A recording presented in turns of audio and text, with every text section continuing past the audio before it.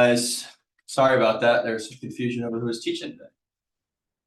They just said, like, are you teaching? I'm like, I don't know. Give me 1 sec to pull up all the slide decks. Kind of what we covered yesterday with performance takeoff and landings, so I think you had Madison for.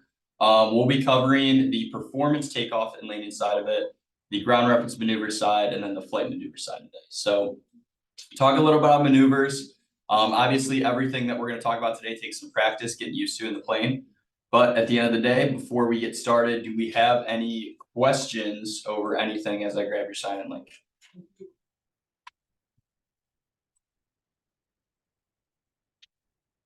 There's that.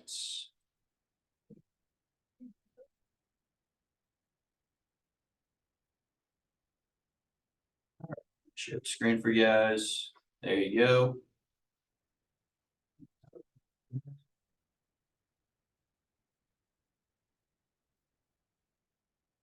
Liam?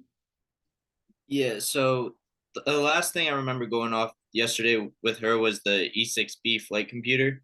She was going to show us like how to use it, but we never really got to it. You never went over the Parmas questions? No. Alrighty. What about the E6B did you guys? Well, we were going over like one question and then we got to it. She was going to kind of explain to us how to use it. And then it kind of went off track to like the electronic one. And then time just kind of ran out. So you want to know how to use like the old-fashioned one, calculating true credit and all that stuff. Sweet. The question was about winds mainly, in true course. True course, magnetic heading, things like that. Yeah. All right, cool. Yeah, we'll make a note. I'll make a note of that right now. We'll cover that tonight. I guess today it's the morning for most of you, I'm assuming. So just remind me at the end of class, we can look at that problem. I know exactly what problem she was probably walking you through. I know she wasn't super comfortable with E6B she was saying, so I'm pretty good with it. I'll walk you guys through it, no problem. Let me pull it up. That way I see it on my link and I won't end class without talking about it. Sweet. The other side of that too is tomorrow you guys are going over Navlogs, and a lot of the stuff that you do on Navlogs heavily relies on the E6B itself. So within that, you're going to get basically another refresher course, but we'll touch on it today at the end of class. We shouldn't use the full time today for these lessons. So we'll look at it there, because I know that is a pretty heavy topic for the written. The good thing too, though, is if you guys have an electronic E6B, you can use that on the actual written test, but I know it's a couple $100 and not everyone has it. I just learned how to use the old-fashioned E6B. I think it's super simple. Once you get some practice with it, you guys will too. So we'll touch on it today after the end of class, and then tomorrow you'll go over it once again. And that should be a good intro to it. So we got 33 in here. We got 36 assigned, so I should have 3 not signed in. So we're missing Yas, Garrett, Kyle, Lauren, who I believe went this morning, and then Christopher. So if you guys heard your names, let me know you're here because you're not signed in, and I can manually mark it down. I'm not seeing anything. Sweet. Besides the E6B situation, do we have anything else that you guys have questions on that you covered yesterday, covered at any other point in your Elevate stage that you're confused about? Any extranet related things, written related things, kind of free for all questions right now?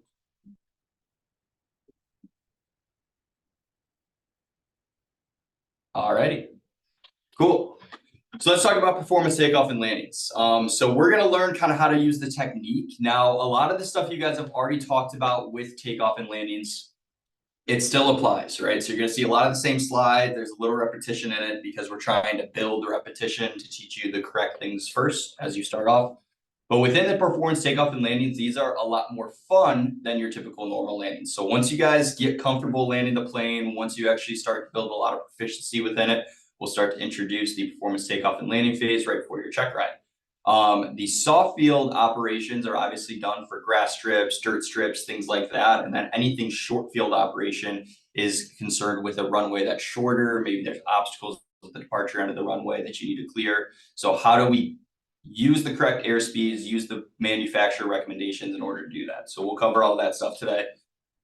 Talking about the short and soft field takeoff, short and soft field landing, and then we'll understand the risk associated with tail strikes, more specifically, more so to a Cessna than an Archer. And then we'll also talk about land and hold short operations once again. So I shared my screen incorrectly, so give me 1 second. There we go. This is just a video showing the reason as to why we do performance takeoff and landings the way we do, why it's important to add safety margins to those performance calculations. So you just watch it. Your assessment. You're gonna use up every possible inch of runway available. I recently saw this footage for the first time and it scared the hell out of me. It's actually like 4 years old and it made the rounds going viral in the aviation community back then.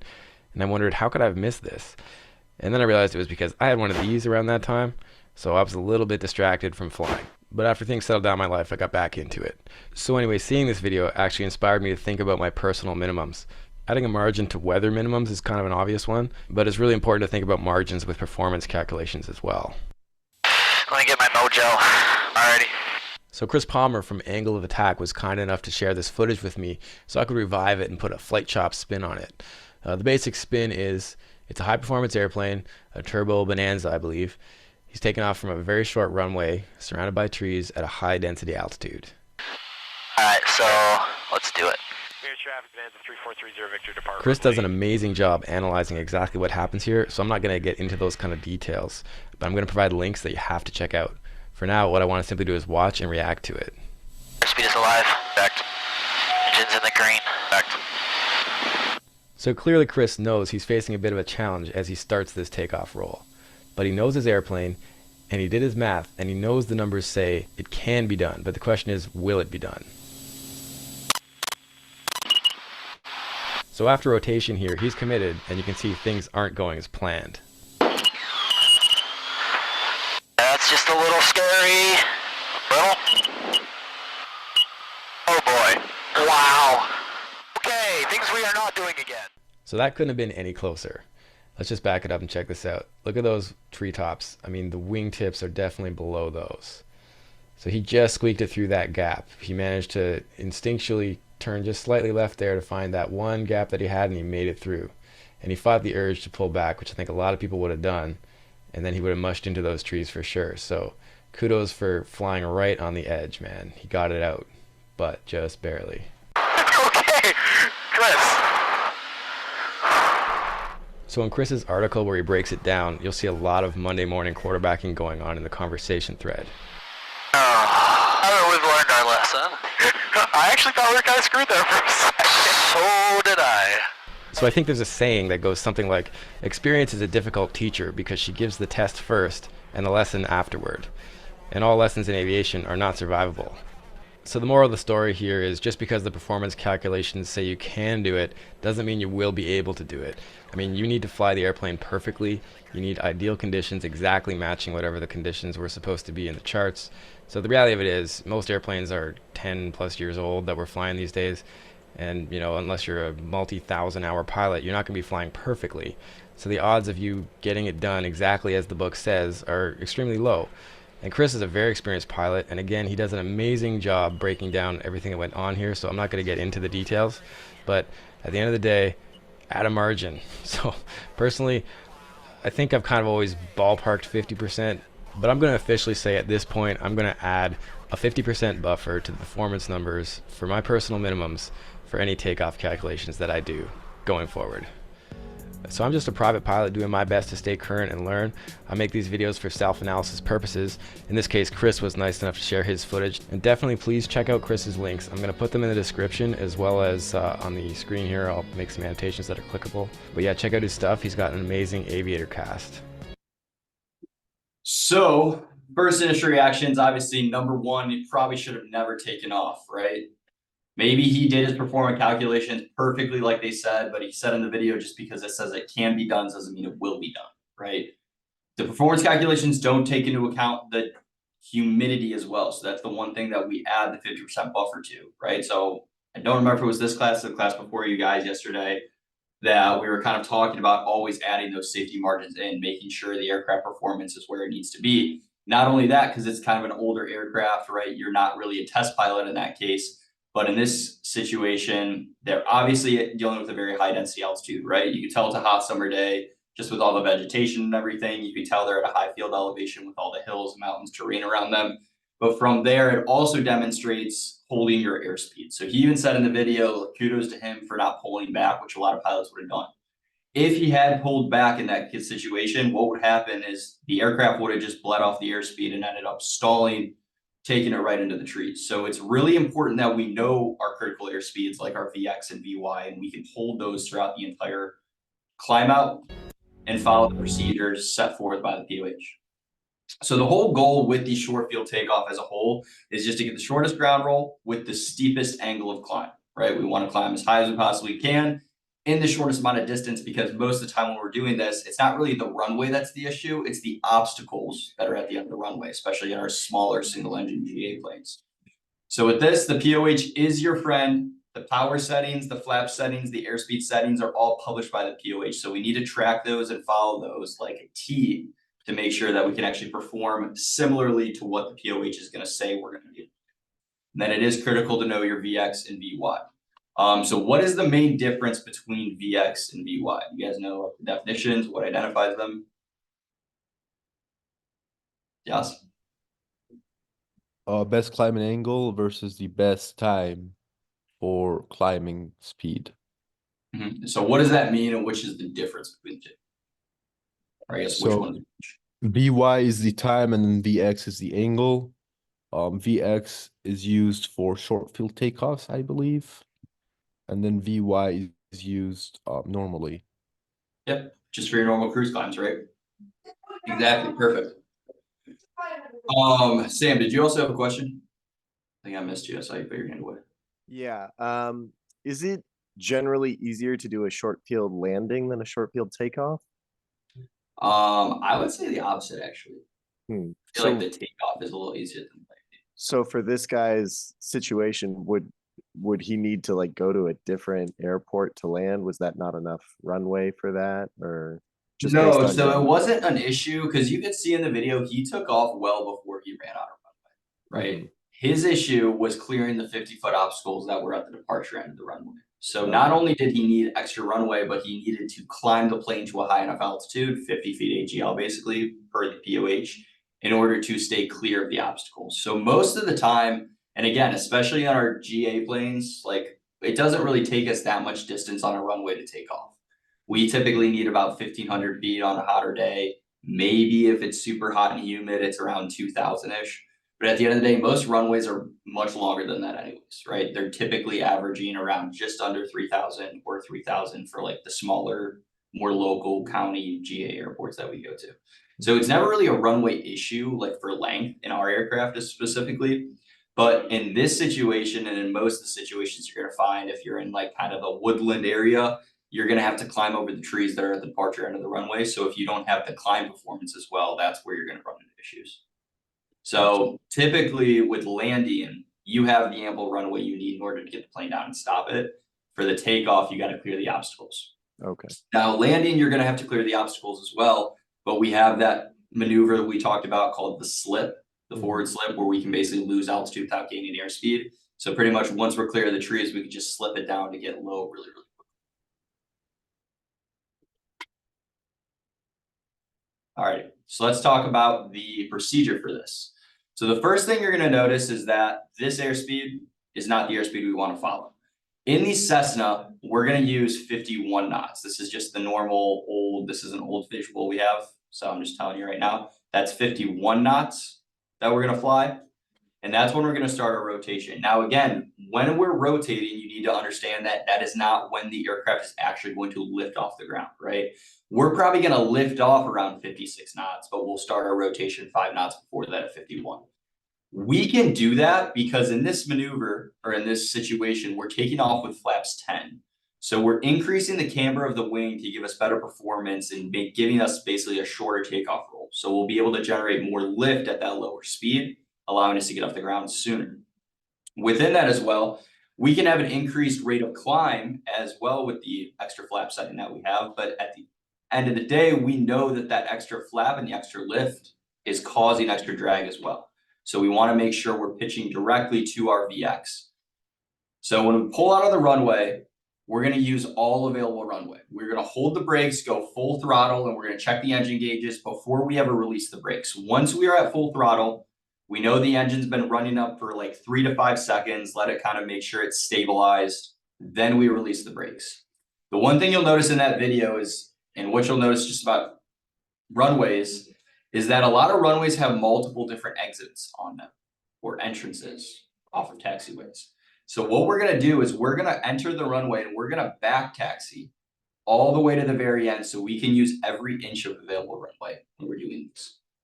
We're gonna come to a full stop, we're gonna hold the brakes, run the engine up, make sure all of the engine indications look okay. We'll release the brakes, and then from there, we'll call out airspeed alive and wait for our rotation speed. And it'll happen fast because we don't really only need 1,000-ish feet in most cases for these short field takeoffs, sometimes even less than that. Within that, we'll start to rotate. We're not gonna just yank the plane off the ground. We're gonna do it very, very smoothly so we don't rip the plane off the ground before it's ready to fly. Plane's gonna fly when it's ready to fly. And then from there, we're gonna accelerate to our VX. So we're gonna do the best angle of climb in this case. That means the best angle of climb is giving us the most amount of altitude in the shortest amount of distance.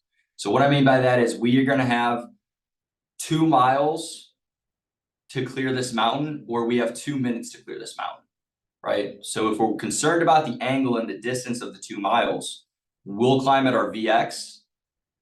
If we have 2 minutes to get as high as we can before we're at that mountain, that's when we climb at VY. It's gonna give us the most amount of altitude over time, whereas VX is gonna give us the most amount of altitude over the shortest amount of distance. So from there, we're gonna climb at a VX until we're clear of our obstacles. Once we're clear of our obstacles, then we'll accelerate to the VY, clean the flaps up, and then run our after takeoff checklist as needed.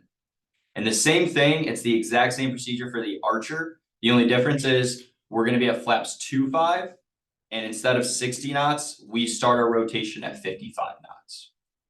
So pretty much you just rotate 5 knots earlier in both cases than what you typically would on a normal takeoff.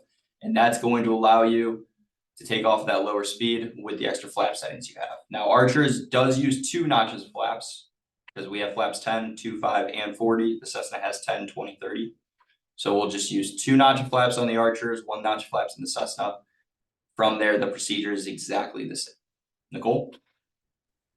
Yeah, so even on like a normal field takeoff, you would still rotate for a Cessna at 51 knots, 55 knots. at 55 knots for a normal field, and then, but the Archer is 60 as well.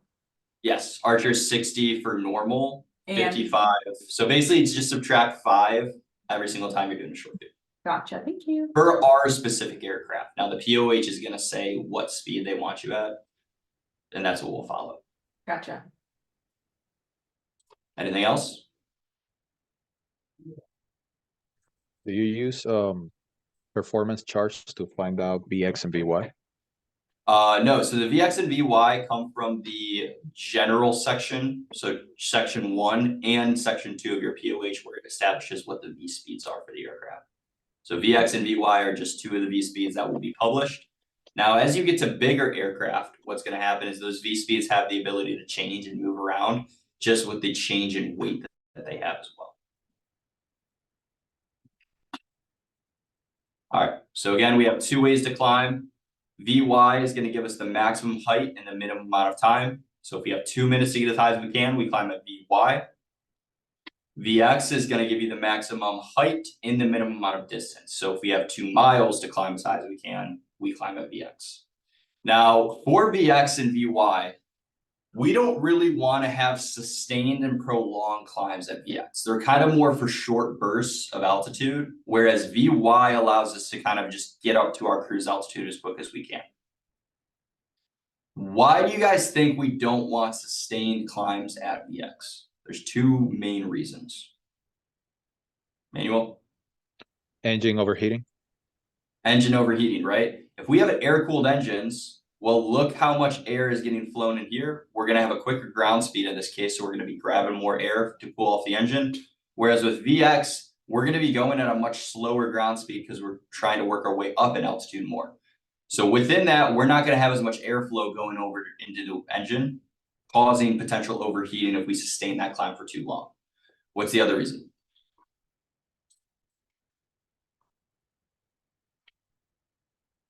Stalling maybe. What'd you say?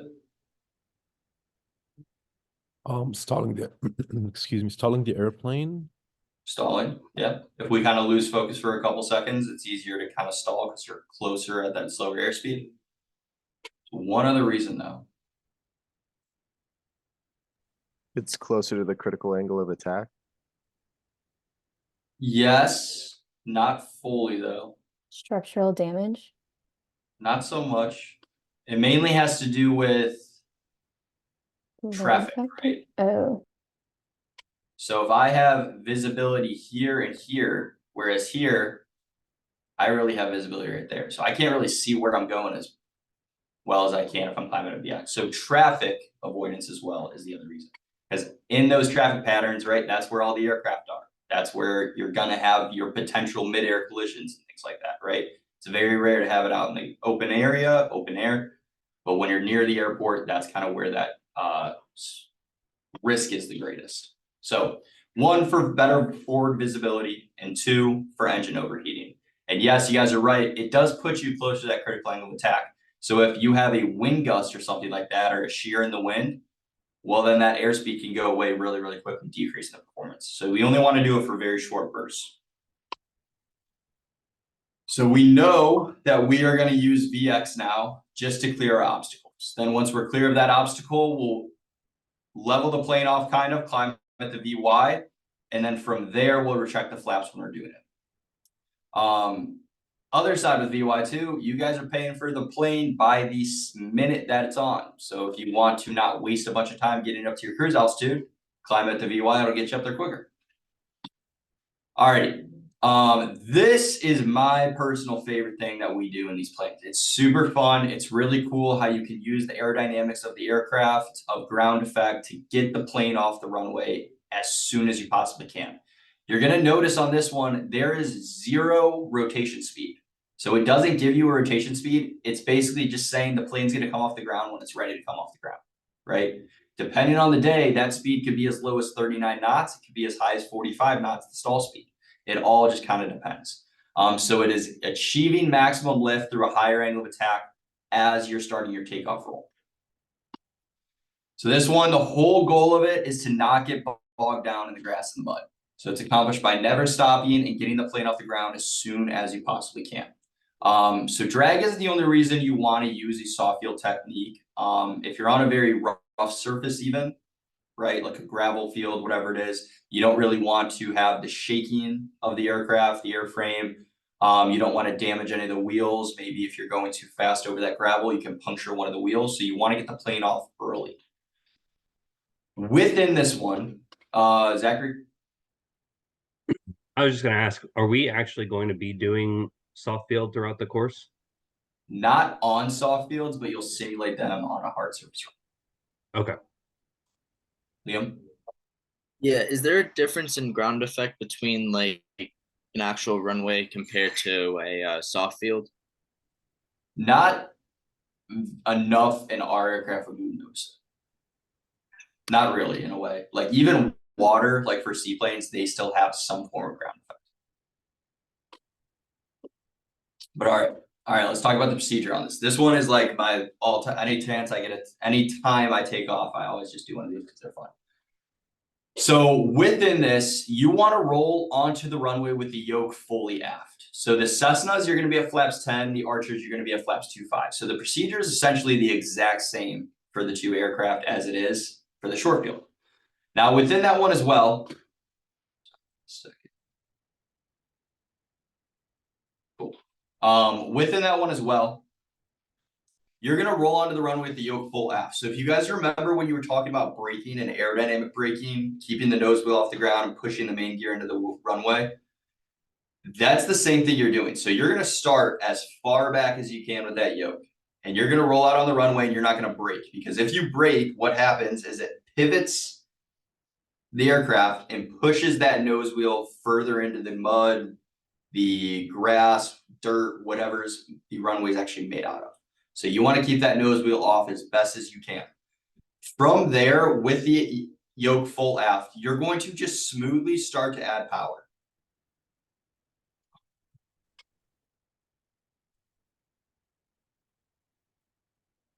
Sorry, one sec.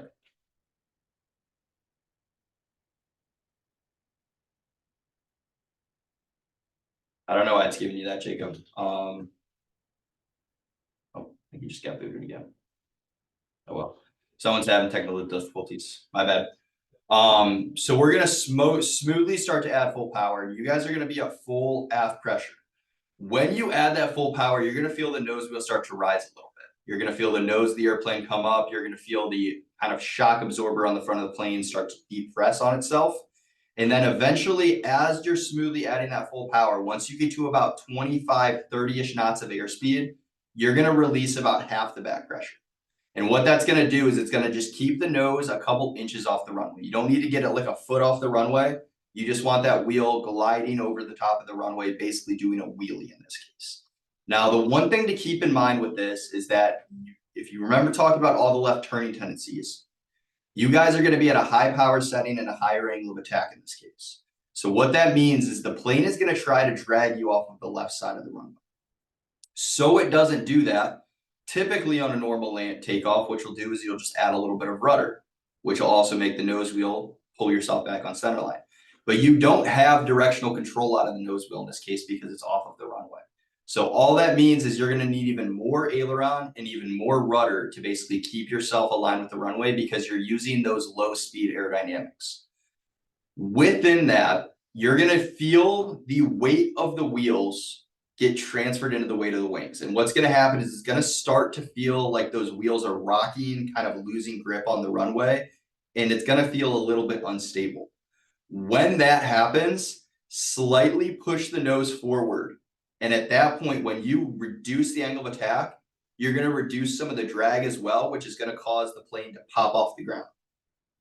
You keep it in ground effect as you accelerate the plane to your VX or VY. And pretty much the second you get to VX, you can keep it in ground effect, but the plane's going to try to chuck you out. So you're going to have so much energy at that low altitude and so much performance at that low altitude right over the runway that the plane's going to like pop you out itself. And then from there, you just continue to pitch to VX, you clear your obstacles, and then you go ahead and accelerate to VY as you clean the flaps. It's a super fun procedure, but there's some risk associated with it, right? The first risk is going to be the left turning tendencies. The other risk is potentially tail striking. So if you bring that nose too high and you bring the nose wheel off the runway too much, or you reduce or you neglect to reduce the back pressure, what's going to happen is that tail could over rotate while the main gear is still on the ground, and you could push the tail into the ground following the airplane. And from there, that's known as a tail strike. And we'll talk about how to avoid that, what sight picture we're supposed to be looking for. The easiest way to do it is in your guys' planes, if you've seen like the flight deck views of them, how you have the windshield here, you have kind of the dashboard that looks like that. If this is the runway down here and this is the end of the runway, bring this dash up to the very end of the runway. And if you do that, you'll be at the perfect sight picture where you will have your nose wheel 3 to 4 inches off the ground. And you'll probably have like a foot of ground clearance behind you, so you won't get anywhere near tail striking. So you want to bring it just up so that that sight picture basically puts it right on the edge of the runway. So from there, we'll roll out on the runway with the yoke full aft, flaps to 10, minimum braking, do not stop. Just do no braking, makes it safer. We're going to check the engine gauges as we're slowly applying power. And while we're doing that, we're going to reduce the amount of back pressure. The aircraft's going to pop off the ground, and you're going to feel this whole process. The wheels are going to get lighter, they're going to get less grippy, and most of the weight's going to the wings. From there, you'll pop off the ground when the plane's ready to lift off. You'll accelerate the plane in ground effect. And then from there, once you hit VX, the plane's just going to pop you right up. You'll climb at VX or VY as appropriate. And then once you're clear of those obstacles at a safe altitude, you can retract the flaps and climb out as normal at your VY airspeed. And the procedure, again, exact same thing for the Archer. we're just at flaps 2-5. Any questions on this? Ask your instructors to demonstrate this to you because it's really fun. They like doing it. I think it's one of the most fun things we do in our planes. That's just me personally, but Manuel. When he says reduce back pressure, what exactly does it mean? So I'm gonna be full back pressure and I'm gonna start to bring my hands a little bit forward when it happens. Because if I hold that full deflection of the tail end and I pick up a ton of speed, the plane's just gonna over rotate. So you're basically balancing that plane, making it do a wheelie down the runway. As you accelerate and you pick up more and more speed, those flight controls are gonna get more effective. So we want less of the total input than we need at the lower airspeeds. Right, in order to create the ground effect. Yep, exactly. So then from there, the plane is basically gonna pop off the ground, and that's when we push forward and hold the plane in ground effect to accelerate. Nicole? So where it says roll onto runway with aft yoke, that's what you mean by pulling all the way back? Yep, you'll basically pull it back all the way until you can't pull it any further. You'll hold it there as you add pressure and as you add power. And as you increase speed, basically at a full power setting, you're gonna start to reduce a lot of the back pressure you have because it's just making the flight controls more and more effective with the more airflow we put over them. So if we don't reduce that, the plane will just eventually pick up enough speed where it'll just shoot up and you'll be scraping the tail against the ground. So you kind of want to balance it in that wheelie position with the nose slightly off the runway. And that's for both the Cessna and the Piper, correct? Or the Yes. Archer? Okay, thank you. Yeah, so the procedure is the exact same for both aircraft. The only difference is the flap setting. So Archers 2.5, Cessnas, you're gonna be at flaps 10. Anything else?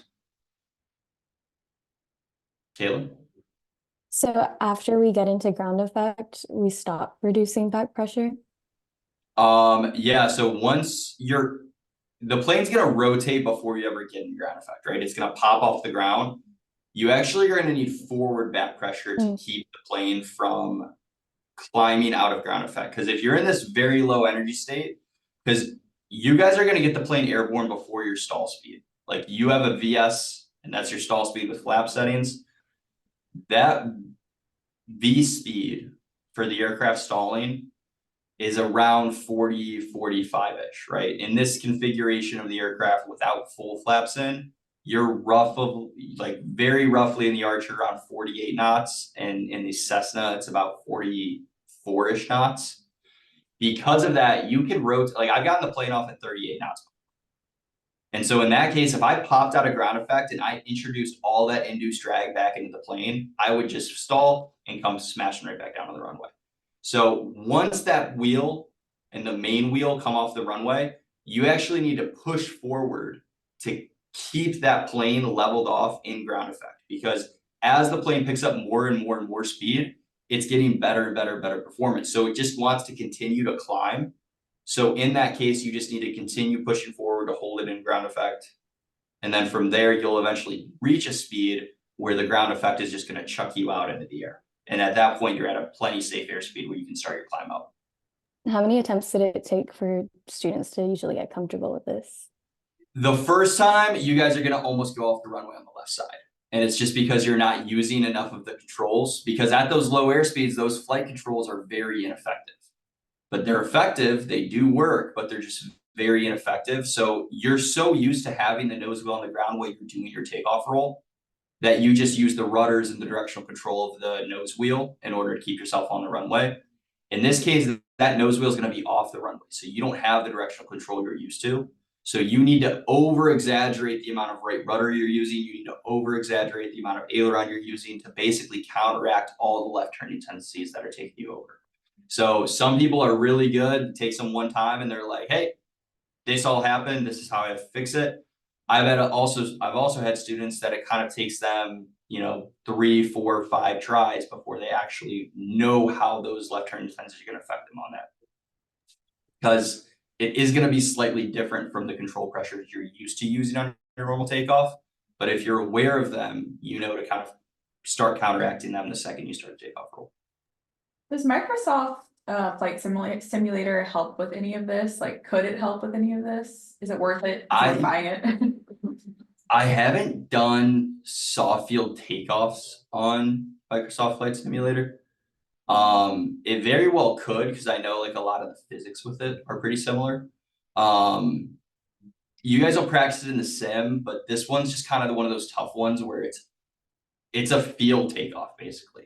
So you got to feel what the plane's doing. You have to feel the pressures you need. There's no way to really quantify how much or how little pressures you're going to need. It's all dependent on the situation, right? Sometimes you're going to have more of a crosswind on the right side that's continually trying to push you left. So you're going to need to use extra pressures to overcount for the crosswind and the left turn tendencies in that case. Makes sense. But the reason why is this one is like, we don't teach this to you guys until you're in check ride prep, just because at that point you fully understand how the plane's flying, you fully understand the left turning tendencies, everything that's going on, and you're kind of at a stage where it's safe for you to start practicing these, right? So if we introduce them too early, you're not really going to know how to adjust for it immediately. So we're just kind of introducing the concept to you right now, but you get a ton of practice with them. You're going to get comfortable with them, and once you do, they're really, really fun. How high off the ground is ground effect again? It's typically a wingspan, and the Cessna, it is not as noticeable because your wings are a little higher off the runway. But probably the last like 10-ish, 5-10 feet is when you're gonna really notice it.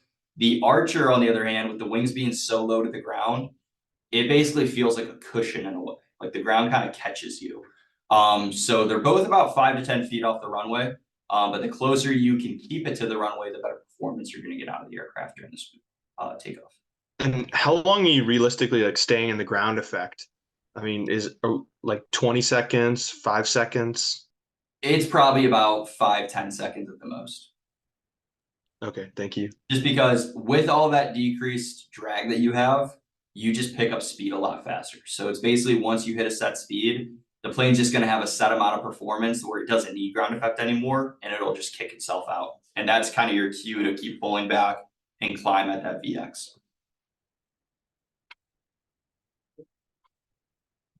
Anything else, guys?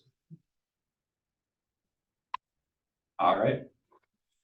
All right, so soft field takeoffs and tail strikes. So with this, tail strikes are a crash. They're quantified as a crash. Basically, they're reportable.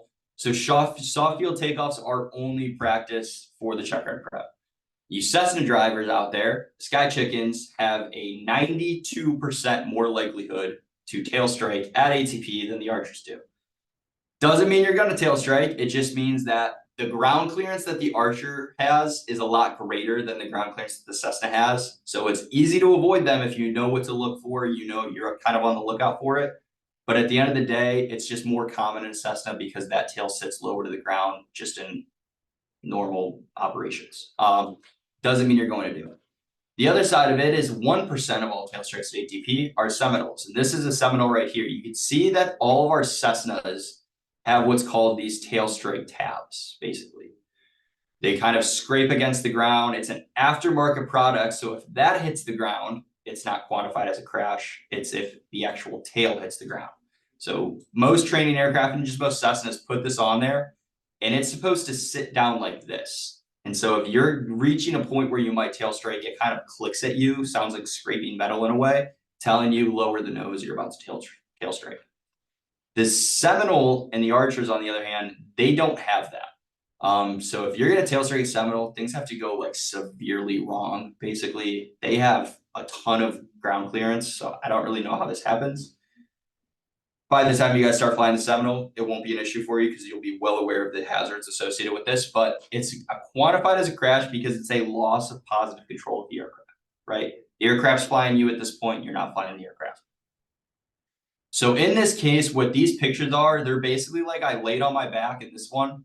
I went underneath the tail of the wing and I took the picture. That's kind of the perspective this one's from.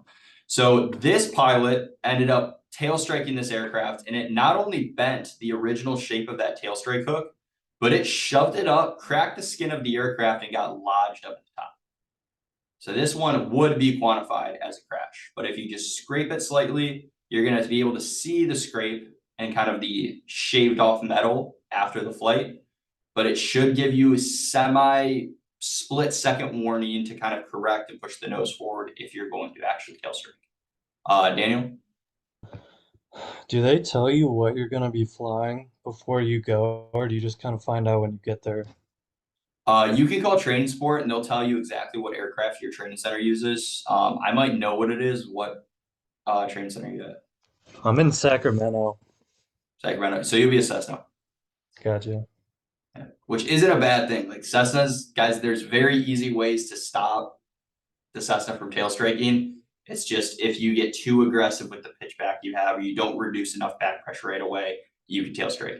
Your instructors are also very aware of this, so they'll kind of help you figure out the sight picture, exactly how much pitch you need, exactly how little pitch you need in order to get that nose wheel off the ground. Daniel, you have another question? Cool. Yes. That's like curbing your rims on a car, basically, but on an airplane, right? Yeah, pretty much. Anyway. All right. Any questions about this one? It's rare. These don't happen often, but they do happen. They're part of flight training. But the tail strike tabs do typically give us a chance to avoid it before it gets too aggressive or too bad. And again, your instructors are on the plane with you or in the plane with you. They're making sure you don't do this. All right. So now let's get to these soft field landings. So this is one of the most avoidable things I've ever seen. If you remember back to GCache, right? Glide slope within the first third of the runway. We're fully configured. Airspeed plus or minus 10 or plus or minus 5 of where we want to be. We're stabilized. We're continuing and wheels to the floor, so we don't lock the brakes. This pilot does every single one of those things incorrect. So this is an airport that's kind of one of the most dangerous airports in the world. There has the most amount of crashes. In order to land here, you actually need your own specific endorsement from an instructor at this airport to how to do it. So we'll watch it. It's St. Bart's. I'll kind of share some experience after it, but if you've ever seen a video of this airport, you know how close these aircraft need to get to where this person's standing. You can see here. I hope. I hope. He dives the plane down right there, picks up a ton of speed. There's the first third of the runway. There's halfway down the runway. Last third of the runway. Brakes lock up right there. Dude, that guy's gotta stop. Whoa! Off the runway. Crap. So one of you guys said in the chat, Zachary, go around. Absolutely. You go around because you don't land within the first half of the runway, let alone the first third. The other thing I want to bring to your attention is that these flaps are still down. So when you're doing a short field landing and you think about braking authority, you want a lot of weight on those wheels in order to get that good braking authority. If you keep those flaps down, most of the lift that you're generating is still carrying the majority of the weight in the wings. So if you dump all that lift, you basically take the flap lever and you drop it, all that lift goes away. The plane becomes much heavier. The weight is being carried by the wheels instead of the wings, and you have much, much better braking authority. Not only that, you can see that he like jumped on the brakes. It wasn't a gradual, start adding pressure. And there was no aerodynamic braking. Now, obviously the plane's already crashed at this point, but if you notice, even before the plane crashes, they aren't pulling back, right? They're not pulling back to push those main gear into the ground even harder, using the drag and the extra weight on the wheels to help alleviate some of the brake pressure that they're using. So from there, this is just a total technique that completely failed. This is also one of the maneuvers on your guys' check rides that you now have a specific landing point that you have to hit. So typically in your check rides, what the instructor or examiner is going to say is the 1,000 footers are your landing point. You have 1,000 foot, the 1,000 footers plus 200 feet minus 0. So you need to get yourself in the mindset that yes, you're landing 1,000 foot down the runway where the 1,000 footers are, but the runway before that does not exist. And if you put yourself in that mindset and just say like, I'm going to crash the plane if I land before the 1,000 footers, well, it's kind of crazy how that works because you're not going to allow yourself to touch down before the 1,000 footers. So if you really think that that runway doesn't exist, you're not gonna land on it. So you gotta get yourself in that mindset. I'll kind of tell my own personal stories through instructing that I have with that. So this maneuver in itself is an accuracy approach to landing. So we need to make sure that we're stabilized early, we're at our lowest possible speed, because it's not just about touching down on our aiming point. We want to touch down at the lowest possible speed. Because if we don't have a lot of runway, it's a lot easier to touch down at 40 knots and stop the plane than touch down at 60 knots and stop the plane, right? The 40-knot plane is going to stop in a much shorter distance. So if you're already thinking you don't have a lot of runway to land on, you need to touch down at a low speed so you can get on top of those brakes and start to stop the plane pretty early. So with this one, just because of the lower speed we're going to be coming in at, we come in at a 4-degree glide slope on this one. So it's a little bit steeper of an approach. And if you think about that, if you guys remember the drag chart, or if they haven't drawn out the drag chart for you yet, this is induced drag, and this is speed or parasitic drag. So parasitic drag increases with speed. So this is our like total drag, and this is the speed we're going. We know that the slower we go, the higher angle of attack we need to produce the lift we need in order to fly. So within that, the induced drag right here at a lower airspeed would be greater than the amount of parasitic drag that we have. But as we accelerate faster and we lower the angle of attack as we fly quicker, we have a lot lower induced drag than we do parasitic drag. This right here, where they meet, where it's the lowest, the sum of this and this, this and this meet, that's what our VG is, our best glide speed, right? The least amount of drag acting on the aircraft if we don't have an engine. That's also typically in single engine planes where your VY meets as well, the least amount of drag as you're starting to climb up. So within this, the slower we get off of our normal approach speed, or the more we slow the aircraft down, the more drag, induced drag, we're enacting on the aircraft. So because of that, we want to come in at a steeper approach because we'll be losing altitude a lot quicker because of all the drag that we have, right? It's like adding a completely extra notch of flaps into the aircraft. So instead of just having your flaps 30 in the Cessna or 40 in the Archer, you can basically just slow the aircraft down even more to create a steeper approach without gaining that extra airspeed. So from there, the common errors on it are having too much or too little power, not setting your flaps properly because your normal landings are typically only landing with the second notch of flaps instead of flaps full, not having the aircraft properly trimmed, and messing around with the throttle too much or neglecting to close the throttle at the correct time when you enter ground effect. So there's still going to be a little bit of a float distance with this, so we still need to account for that, but we don't want to land too short. So we'll always think GCache, right? Our glide path within the first third of the runway.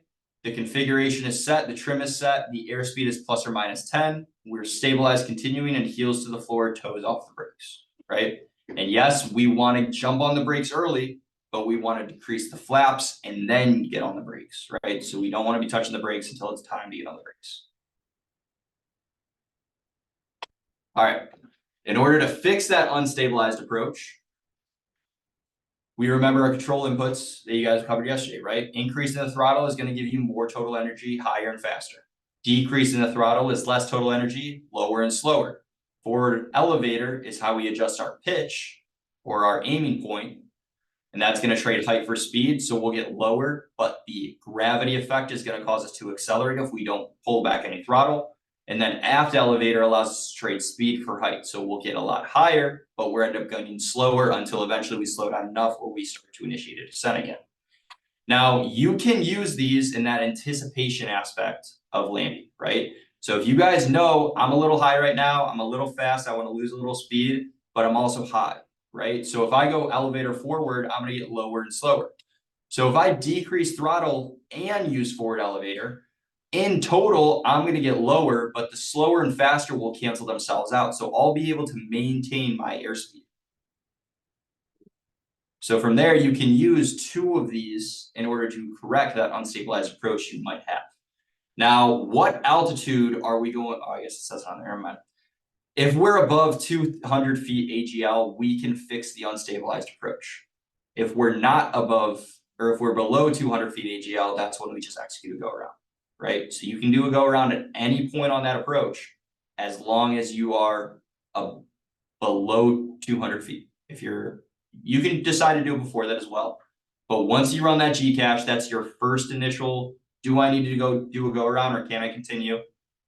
And at any point below that 200 feet, if you get unstable for any reason, you just immediately execute a go around, bring it back around and retry. All right, so the aiming point versus the touchdown point. Again, the aiming point is going to be a predetermined point that should not change throughout the approach, and the touchdown point is typically going to be your 1,000 footers. So it's going to be slightly beyond the aiming point, because remember, in this case, you're going to be coming in slower and with an extra ounce of flaps. So what your normal aiming point versus your touchdown point is going to change a little bit. They're going to be closer together with the short field landing than they would for a normal or soft field landing. And then the distance is going to be dependent on the speed, but it needs to be within the first third of the runway. Nicole? I'm sorry, so you said at any point you can do a go around that's above or below 200 AGL? Yep. Okay. But if you're above 200 AGL, you can make an action to fix this unstabilized approach, right? So you Gotcha. can try to stabilize yourself again. But below 200 feet, if you get unstabilized, you're gone. Alrighty. So we're always going to pitch for a glide path. So we're going to maintain a constant angle glide path down to the aiming point by making our pitch adjustments. So if the aiming point moves lower, we pitch down and move lower with it. If it moves up, we pull back and move up with it. And then from there, once we've waited a couple seconds, we're then going to adjust the power. We're not going to get too distracted by the power, play around, mess around with it too much. We're going to make the power adjustments as we need to, right? We're going to make small power adjustments of just 100 RPM changes and see what happens, because the power takes a couple seconds before it's actually seen in the airspeed and in the energy of the plane. So be patient with the power, but we're going to power to control the airspeed. So from here, everything that you do is the exact same leading up to final. Once you get on final, you're still going to be at your 70 knots, no problem. But in the Cessna, you're going to select flaps to 30 and you're going to slow to 65 knots. You're going to run your Gcash and your stabilized continuing. Once you're done with that, you're going to slow the aircraft to 61 knots. And you're going to maintain that until you're about 10 to 20 feet above the runway. From there, you're going to close the throttle. You're going to enter ground effect to your aiming point, and you're going to have a very minimum floating distance until you hit your touchdown point. Once you touch down, you're going to prevent the nose wheel from slamming, but you're going to make sure all three wheels are on the ground. Once all three wheels are on the ground, then you take out the flaps, then you slowly start to come up on the brakes. Now, again, yesterday we talked about braking and we said that we're not going to use the brakes really ever in training, right? They're kind of there if we absolutely need them. But if every single one of you guys, the 5 people that did 100 laps in the pattern that day, all were braking every single lap in the pattern, we'd go through a brake pad a day. So we don't really use the brakes too often. So in training purposes and for check rides, they know to do this as the examiners, is they will simulate heavy braking, right? They'll ask you to simulate it. So you don't actually jump up on the brakes. You just say simulating heavy braking, and then you let the plane roll out as normal. Within that as well, don't forget to use your aerodynamic braking. So as you slow down, continue to increase the back pressure as you're on the brakes, slowing the aircraft down ever so slightly. So after touchdown, prevent the nose wheel from slamming. Once all three wheels on the ground, retract the flaps, simulate heavy braking, announce it for training and check ride purposes.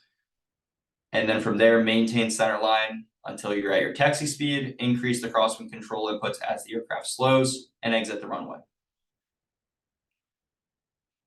The Archer, everything is the exact same. The only thing that's different is select flaps to 30, and instead of slowing to 61 finally, you're only going to slow to 66 knots. And you'll be at flaps 40 instead. So everything is the exact same. So we're going to touch down on the intended point with little or no floating within the first third of the runway at the minimum controllable airspeed with the stall horn on and a nose high pitch attitude. We're going to prevent the nose wheel from slamming down, retract the flaps, simulate heavy braking. Any questions on this? And you guys, in order to do this, because it's all gonna kind of happen fast, you want to be sharp with it, chair fly this on the ground. Right? Talk about what airspeeds you want to be at when you touch down, let the nose wheel come down, drop the flaps, simulate heavy braking. If you chair fly and you get the muscle memory of it down, you're gonna transition that right over the plane. Anything at all?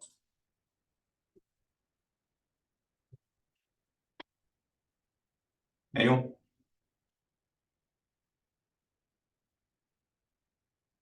I think you did. Sorry, can you show the common errors for for short field landing again? Yeah, the common errors are gonna be having too much or too little power. Where are they?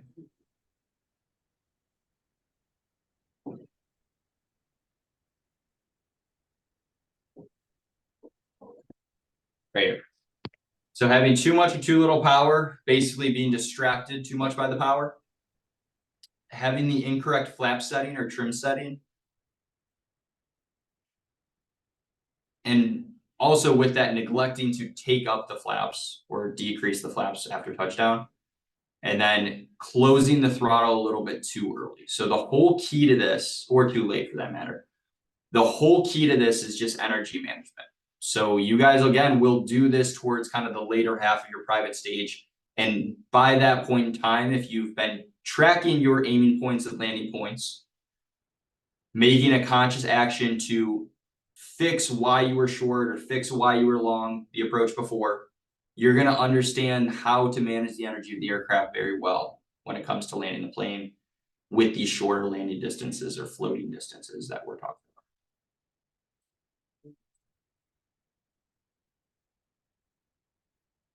All right, so this is how you simulate a short field runway. Now, we know that all the subsequent touchdowns and markers are going to be 500 feet away from the actual 1,000 footers, but put in your head that this doesn't exist. Right? So if you put in your head that this doesn't exist, you're never going to allow yourself to land short of that aiming point or the touchdown point. Now, you do know that you're going to have to enter a ground effect a little bit closer to the touchdown point than you typically do.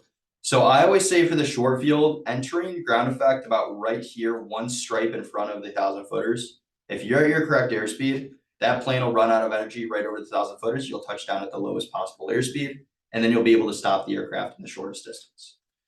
The other side of it is if you continually and consistently land short, you're not in the mindset that there's no runway in front of you. If you literally tell yourself you will crash the plane if you land before this dot or before this line,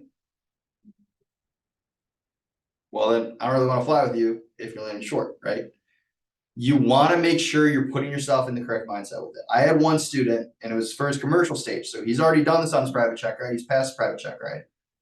For his commercial stage, he, for the life of him, for like 7 landings in a row, just kept landing short. I was getting frustrated. He was getting frustrated. He was like, I don't know what to do. I don't know how to make this work. I can't get it. I go, okay, this is your aiming point. If you don't land on it, and this is your touchdown point, if you don't land on it, we're calling the flight today. We're coming back tomorrow. Do you think he landed short? No, because I would have crashed the plane, right? He would have crashed the plane too. So if you just put yourself in the mindset, and I go, see, you can do it. So take that same type of, I guess, attitude about it and translate it over to the 1,000 footers. The other side of it is there are landing and hold short, there's short field landing competitions that people do in their bush planes and things like that. You might have seen videos of it where people are like super, super slow. They just touch down right at the line, then they stop the plane. Guess what? You can take part in all the short field landing competitions you want after you're a private pilot, right? Your check ride is not your time to impress the DPE with how on the dot, on the money you can be with this. Good coaches know how to use the rules to their advantage, right? The smart players know how to use the rules to their advantage. Be smart about this on your check ride. You have the entire 200-foot 1,000 footers plus another 200 feet. And that's your ACS requirements. No one's giving you a high five if you land the plane right smack an inch after you were allowed to. Let yourself get to your aiming point. Let yourself float to your touchdown point, and then let the plane come down, right? You should be able to put the plane somewhere within this 400-foot region. You don't need to put it right on the side. The DP isn't even gonna say anything to you if you do, right? He's gonna say, whoa, that was close. You should have, maybe carried a little bit more energy. So from that stage, don't cut it too close. Don't try to impress anyone. Go impress the DP, invite him to go fly with you in a rental plane after you pass your private check ride, right? Don't make it there that you're trying to impress him. Just get to where you need to be, let the plane down, stop the aircraft, do the procedure, because this is typically the last part of the check ride. So if you nail this, you're a private pilot. Any questions on this kind of chart? Now, some students and some instructors are different. So this was my aiming point. I had students that liked the beginning of the second strike before. So you're gonna have to play around with it a little bit. And through the process of learning, you guys are going to understand kind of where your normal landing aiming points are. And then when you start adding that extra notch of flaps and those couple knots off of your airspeed, you're just gonna have to move it up slightly. So do what you're comfortable with. But again, does take some practice. Any questions on that? All right.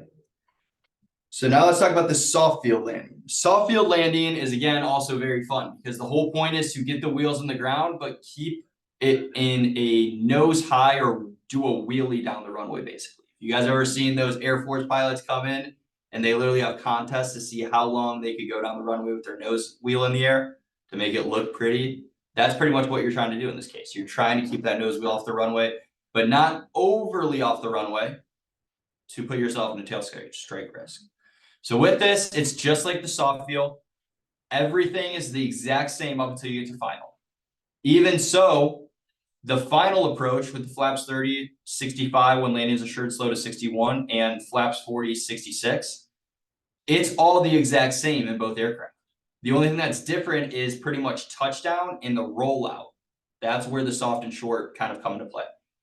So within this, we're going to slowly transfer the weight from the wheels to the main landing gear, right? That's different in the short field because in the short field, we instantly dump the flaps so that all that weight goes straight to the tires and we have better braking authority. In this case, just like the soft field takeoff, we don't want to touch brakes at all.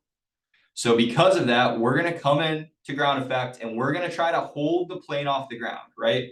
Very slightly, we're trying to make it as soft and buttery of a landing as possible. You're going to smoothly on the intended touchdown point land within the first third of the runway at the minimum controllable airspeed with the nose wheel slightly off the runway.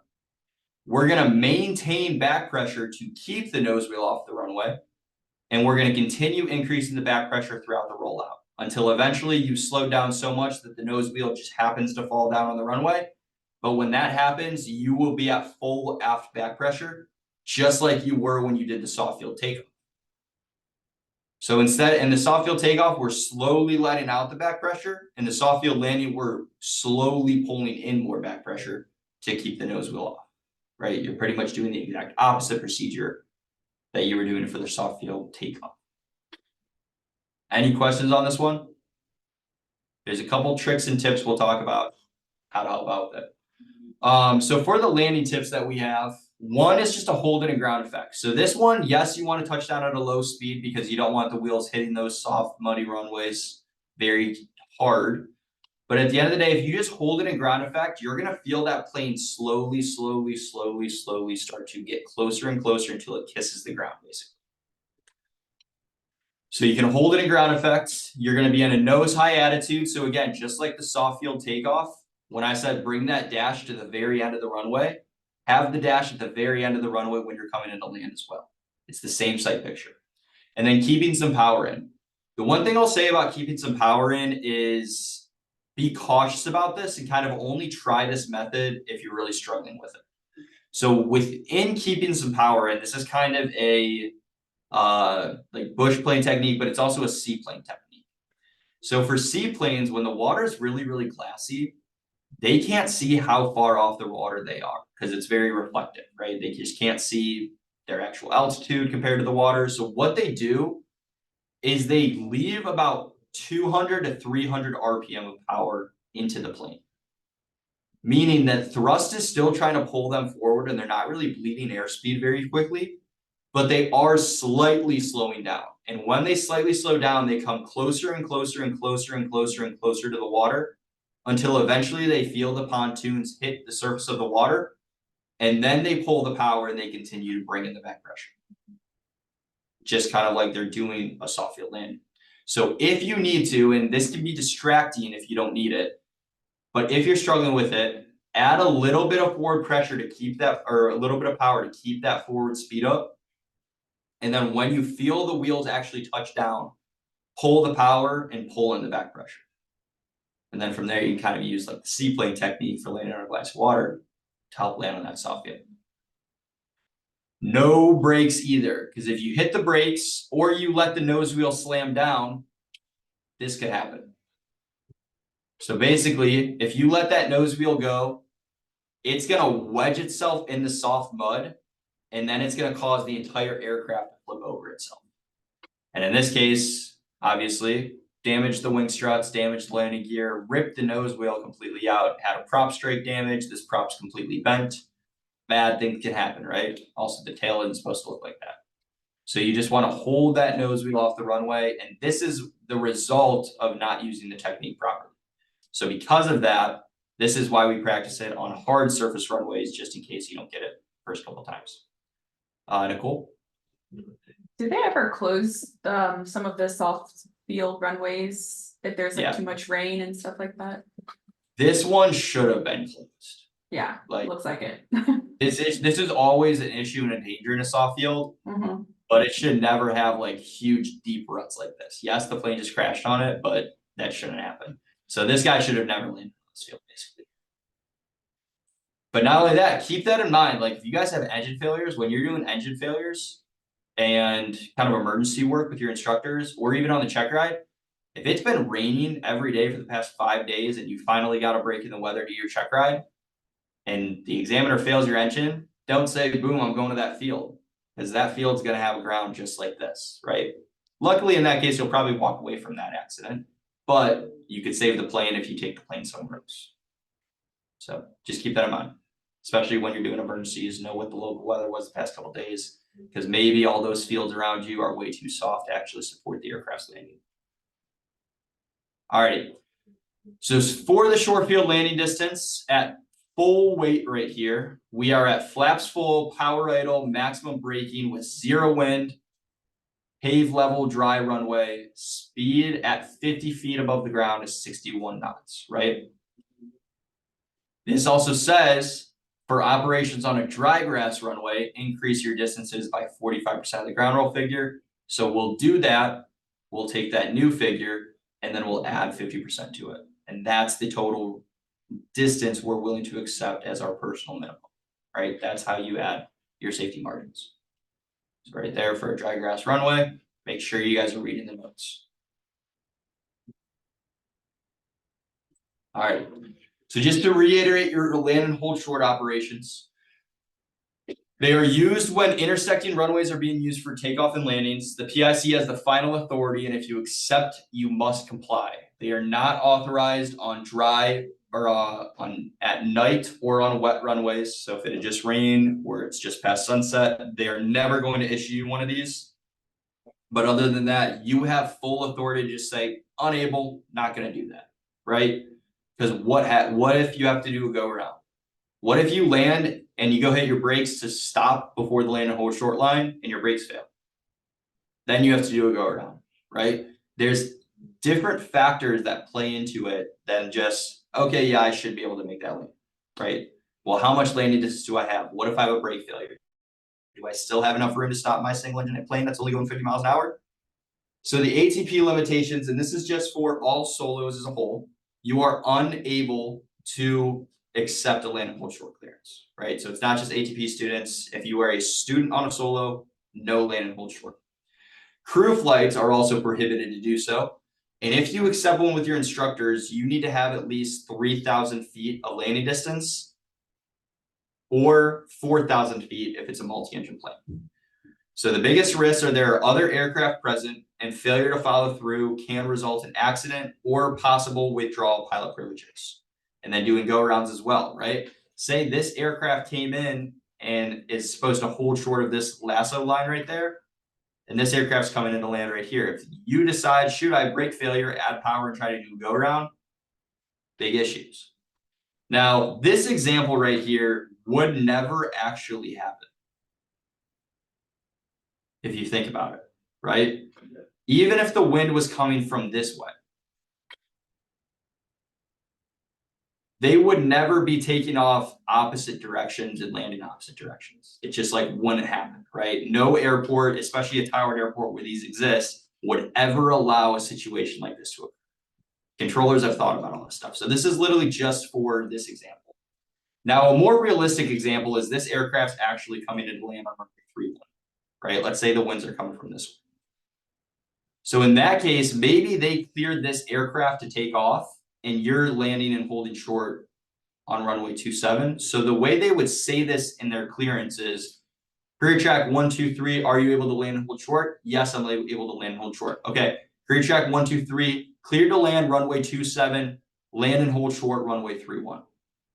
And that's how they would say it to me. So I would read back, clear to land 27, hold short runway 31, career track 123. And that's my read back for it. So in that situation, you'd come in, land, stop the aircraft before land and hold short. And me personally, I don't accept these in a single engine plane unless I have at least 5,000 feet of landing distance. I just say unable, even if I can make it.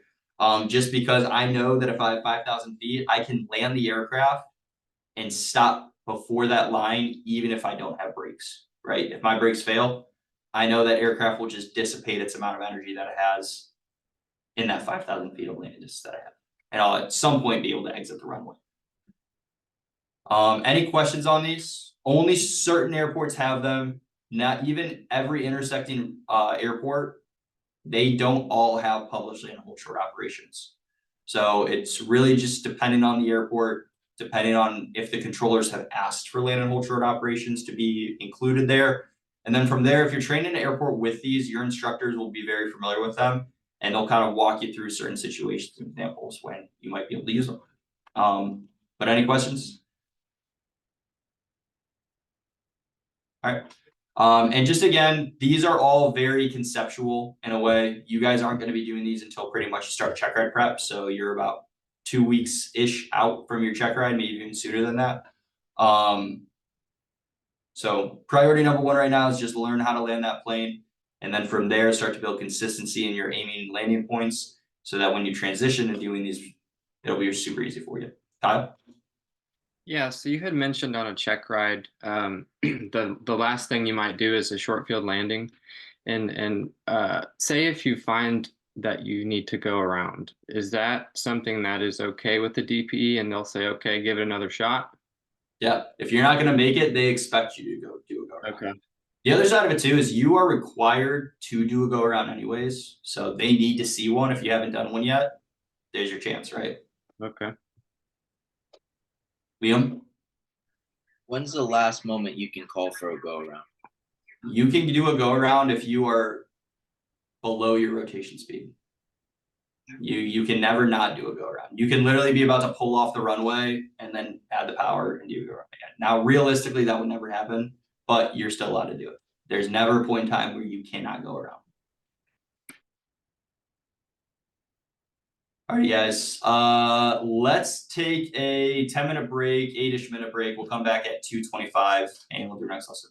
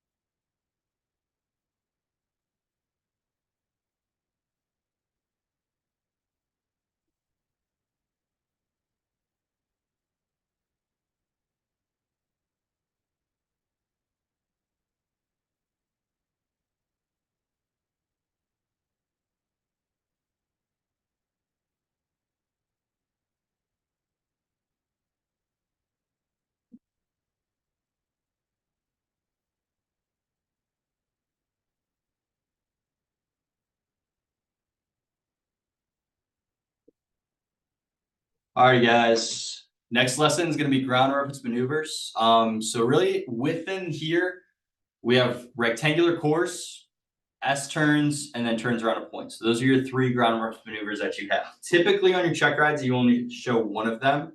And it's kind of the examiner's discretion. They might even ask you which one you're more comfortable with between S turns and turns around a point. As far as rectangular course, I would say 95% of examiners just treat this as your traffic pattern, right? So if you can show that you could fly a nice rectangle around the pattern, accounting for wind, that tells them that you understand rectangular course. So most of them just kind of test it that way. Some of them will actually have you fly a rectangular course. So you'll practice it in both ways, but the majority of it is just gonna be traffic pattern. So we'll just talk about wind correction because that's the entire portion of ground reference maneuvers. So for this, you need to demonstrate the understanding of the purpose of the ground reference maneuver itself, the effects of wind on ground track and the relation to the ground reference point, the effects of bank angle and ground speed on rate and radius of turn, and that is the key of this entire lesson. You guys can walk away here understanding the difference between ground speed and the rate and radius of turn, and then the relationship of rectangular course to traffic pattern. Now within these, you have failure to divide. You basically have to identify, assess, mitigate the risks encompassing failure to divide attention between the airplane control and orientation. Not talk right now. Collision hazards like aircraft, terrain, obstacles, wires, low altitude maneuvering like spins, stalls, and CFIT. And then distraction of lost situational awareness and improper task management and coordinated flight. Within that as well, for your private ACSs, the very first thing is to clear the area. You need to find a suitable ground reference area. And then from there, you have to maintain plus or minus 100 feet of the desired altitude that you said you wanted to do it at, and plus or minus 10 knots of the speed that you selected. Now, all of our ground reference maneuvers are going to be done at 90 knots. We're always going to do them at 90 knots. So we have 100 knots and 80 knots puts us outside of our tolerances. As far as the altitude goes, you guys need to be 600 to 1,000 feet AGL. Be cautious about this because in certain populated areas, you are not allowed to get below 1,000 feet AGL unless you're using it for the purpose of takeoff and landing, which you wouldn't be in this situation. So make sure that you're not too low over a populated area. Typically do it around 800 to 1,000 feet. The list of references. So again, your airplane flying handbook is going to be everything maneuvers wise, right? So the PHAC is kind of the ground information, whereas the airplane flying handbook is all about the maneuvers, flying the aircraft, landing technique, things like that. We'll talk about the ATP, Cessna, and Archer supplement. That is the procedure that you guys will follow at ATP. And then the private ACS, right? Anything specified by the examiners. So the whole objective of the ground reference maneuver is to train pilots to accurately place the plane in relationship to specific references and maintain the desired ground track. So such precision not only requires the pilot simultaneously to evaluate the plane's attitude, reference points, and the desired path with the natural horizon. So a lot's going on, right? And you guys will notice even the first couple flights you spend in the pattern, what you're going to see is that you're going to have a difficult time dividing your attention between all the things that you need to. But by the time check ride prep comes around and you guys are practicing the maneuvers, you're going to be pros at them at this point. That whole process is going to be very, very easy for you. So this is the whole idea behind it, right? Imagine us sitting in a stream trying to paddle around in a circle. So if we start here, we'd probably have a very tight, want to cover a lot of ground, but once we get downstream, if we try to continue that circle, we'd end up like that, right? Because the more ground speed we have, the further away it's going to push us, the longer it's going to take us to make that turn. Whereas if we were going upstream, we'll turn very fast because we're not covering a lot of ground. The same thing's true in a car, right? You guys don't do 90-degree turns on a highway. Because of all the speed you're carrying, you need a wider turn radius. That's the whole idea behind this maneuver. But not only that, for rectangular course, it's correcting for wind drift, right? So we've talked about these crab angles before. How do they actually work, right? So if we have no wind, we can just go straight across the river or straight across the road. If we do have a crosswind and we don't end up correcting for it, it's gonna start to take our course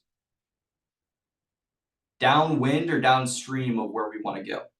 So in order to get ourselves to go from point A to point B in a straight line, we're gonna need to crab the angle, set up a crab angle in the aircraft so that we continue to fight the wind as we continue to press on forward. Does this all make sense? Yes? Yeah, so we always have the wind speed in the G1000 telling us where it is, right? Yep. Okay. It does take a couple seconds, and the G500s have it as well, but it does take a couple of seconds for all of that to kind of come into a, I guess, accurate reading, if that makes sense. So it'll adjust and tell you what the wind speed is once it kind of knows the direction you're flying versus where your heading is and the course is. So it calculates it for you. You guys in the 6-pack, you have your G500s, they do the same thing for you. Or not G500s, G430s, the GPSs. Jacob? Yeah, so you said we only need to demonstrate one of these, so, and they typically do that as a traffic pattern, so like S turns around a point, and traffic pattern, you could pick any of those? So S turns and turns around a point, they typically only make you do one. Some examiners make you do both, but most examiners will just make your rectangular course be the traffic pattern. So when you're doing your landings, that's when they're evaluating your turns around a point or your rectangular course. But when you're on the practice area, you're going to demonstrate either S turns or turns around a point. Okay, thank you. Yeah. All right. So when we're doing a wind and a turn, if we want to make a 15-degree bank angle and there is not an ounce of wind in there, right?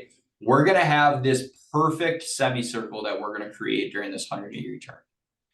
Now, if we add wind to that, like a 20-knot wind, as we start to slow down, I guess in this higher ground speed, we'll start to get pushed outside. But as we start to slow down, that turn is going to start to tighten up on itself because we're not covering as much ground, right? Think about you turned or made a turn too quickly in your car.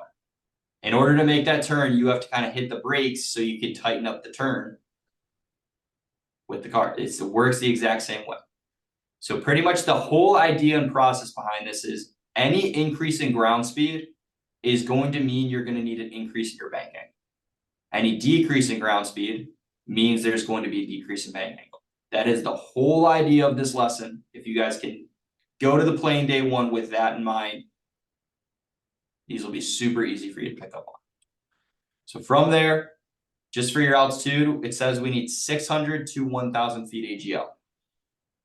Lower the altitude, the faster you're going to appear to move over to the ground. If you've ever gotten out of a truck and gotten right in a sports car or even a sedan that's just lower to the ground, you feel like you're moving a lot faster in that sedan than you do in the truck because you're further away from all the references that are zooming by you. So the lower we are, the faster we feel like we're going. The drift is going to be easily recognized. This is very, very true. You guys are going to notice, and if you have strong enough of crosswinds, you'll literally be flying and you're going to be like, we're literally moving sideways right now. Like you'll look outside the plane and you'll see everything like moving sideways on you. That just tells you you need to set up more of a crab angle. Failure to keep obstruction clearance, right? No less than 500 feet vertically, 2,000 feet horizontally from any obstacles. If it's a populated area, 2,000 feet horizontally, 1,000 feet vertically. And then engine failure possibilities, right? You never assume your engine's going to fail, but you always prepare for it. So when you're picking your points in which you're going to maneuver around, make sure you're giving yourself an out so that if your engine were to fail, you could just take the plane right there. And then anything specified by the ACS and anything specified by the examiner. So this is our rectangular course, right? We're always going to choose our points, typically a nice square road or rectangular road track. We're going to determine the wind direction. We're going to fly the entry, and we're going to always treat it like a traffic pattern by entering on that 45 midfield downwind on it. And then from there, we're going to fly the maneuver. So within that, if we have a direct headwind in this case, which is what you should be looking for when you're aligning your reference points, This first turn that you guys make, if you just make a perfect 90-degree turn, your track is going to take you outside of where you want to go. So any downwind turn, downwind to base basically, and crosswind to downwind, these turns need to be over 90 degrees so that you can establish your crab angle before you start drifting. So in this case, we're going to overshoot the turn to set up our crab angles as we fight against that wind. The base to upwind turn is going to be less than 90 degrees, and we'll just fly nice and perfect line right in the headwind. And then from here, another less than 90-degree turn. So we can set up our crab angle, and now we need to overshoot the crab angle to come back around to line up with the downwind. So we're going to go more than 90 degrees on the turn as we establish ourselves. And we'll look at other diagrams to help align this better. So as far as maintaining your ground track with this wind drift angle that you're going to set up, and it should be easily noticeable, you're going to basically look outside the aircraft. And from there, you're going to put that point right in your chest. You're just going to line the plane up perfectly and you're going to fly it to there. From there, as that point starts to move in your windshield, if it starts to move to the left, you're going to bank a little bit to the left. You're going to kind of look on your side and you're going to make sure you're staying aligned with your reference point outside the aircraft. And from there, if it keeps drifting off of you, that just means you need more or less of a crab angle. And from there, eventually you're going to be able to find kind of the sweet medium spot in it, where that point, regardless of how you're oriented to it, is staying aligned with your body. And from there, that's how you know you've established enough of a crab angle. So in all of these maneuvers, we're going to use this kind of color code chart in order to show where these bank angles are going to be greatest or where they're going to be the shallowest. And again, any increase in ground speed or an increased ground speed as a whole equals a steeper bank that we're going to need. Any lower ground speed is a decreased bank angle, right? We can turn sharper if we're going slower, pretty much is what it's saying. So from here, as you turn your next leg from the crosswind here, let's say in this case, and this isn't really to scale because it's not really 1-to-1 a lot of times, so you'll use your instruments to help you find out. But for this example, let's use a 10-knot wind, right? If we're going 90 knots indicated, our indicated airspeed is going to remain at 90 knots regardless. What's changing is the ground speed, and the ground speed is directly related to how much bank angle we're going to need. So in this case, if we don't have the headwind slowing us down, we're probably going 90 knots ground speed. So as we go here, if we're going 90 knots, we're going to need kind of a medium bank angle until that headwind component hits us and starts to slow our speed down from 90 to 80 once the aircraft ends up right here.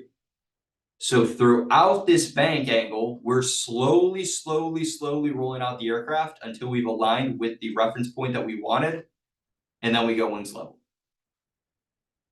So to take that whole situation, again, our 90 knots indicated, our 10-knot wind, that means here we're going 80 knots, here we're going 90 knots, here we're going 100 knots, and here we're going 90 knots. So because our ground speed is the lowest right here, we start off with the shallowest bank. Then from there, we'll slowly start to increase as we pick up some speed. We're not fighting against the headwind as much. Then we're going to be at 90 knots. We'll start with the same bank angle here as we ended this turn with, and then we'll increase it more and more and more to match the ground speed that we're carrying. Then as we get here, we'll start this bank with the same bank angle we ended this one with. We'll slowly roll it out, decreasing the bank angle as the ground speed starts to decrease. And then this bank angle and this bank angle will start the same. And again, we'll slowly decrease as our ground speed starts to decrease. Making sense why we're doing this, how we're doing it. Increase ground speed, more bank angle, decrease ground speed, less bank angle for all of these maneuvers. Now, this one's kind of confusing. The other ones will make a lot more sense because S turns and turns around a point are very, very easy to show where those bank angle changes need to be made. So for the S turns across the road, the best way to do it is find out, I always say, do this first. Find out where the wind is. Once you know where the wind is, look for something perpendicular to that wind. So in this case, just find a road. That's the easiest way to do it. Road, railroad tracks, highway, whatever it may be. Find some straight road. A lot of the times too, if you see in here, using like property lines as well, that helps a lot. But from there, we'll determine the entry. We're always going to be entering on the downwind. Always, no matter what, entering on the downwind. Why? So that we can anticipate the movement and the controls that we're going to need to make in the aircraft, right? If we're entering the downwind, we know that first bank angle needs to be the steepest of the banks because that's where we're going to be carrying the most ground speed. And then we're going to fly the maneuver. So as we start the maneuver, let's say for this one, we have a 20 knot wind, right? We're still going 90 knots, but this is our indicated airspeed, not our ground speed. So in that case, we have a ground speed of 110. Here it'll decelerate all the way down to 90 until we get to 70 here. And then from here, we'll end the maneuver with 110 again, right? So if we know immediately when we cross that road, we're going to need the steepest bank angle of the whole maneuver because we'll be carrying the most amount of speed, we introduce, say, a 40 knot, 40-degree bank. We'll hold that 40-degree bank. And as we're continuing trying to turn into the headwind, it's going to be kind of a delayed process. That wind's still trying to push us out. It's still trying to accelerate us. So honestly, we're going to hold that bank until we get like a little past the 90-degree point on it. Then we start to roll it out because that's when the headwind's really going to start to slow us down, right? As that headwind starts to slow us down and you guys will see the ground speed in the plane, you'll know when to start rolling that bank out. But it's a very, very gradual decrease in bank as you gradually bleed off the speed until here you reach the shallowest point and your wings level back over the road, and then the opposite for the next. So we start with the absolute shallowest bank, and then as we start to accelerate or pick up speed right here, as we're losing a lot of the headwind component, we start to accelerate, and we steepen the bank with the acceleration that we're receiving until we straighten the wings and continue to fly away. Yes? So are we only using the bank to adjust for the speed, or can we use the power to adjust as well? You're not going to use the power because the power adjustments are going to change the indicated airspeed, how much like wind is flowing over the wings, basically giving you lift. We're concerned with the ground speed. So our ground speed is going to change as we orient different positions to the wind, whereas the indicated airspeed is basically based on what our power setting. So we won't really touch power too much. We'll mainly be based off of the ground speed, which you guys will see on your avionics. Liam? Hey, I just wanted to say I got kicked out of the Zoom class, so I'm on my PC, so I can't show video if that's all right. Okay, yeah, thanks for letting me know. Just ask some questions, I guess. Yep. Alrighty, guys. Give me 1 second.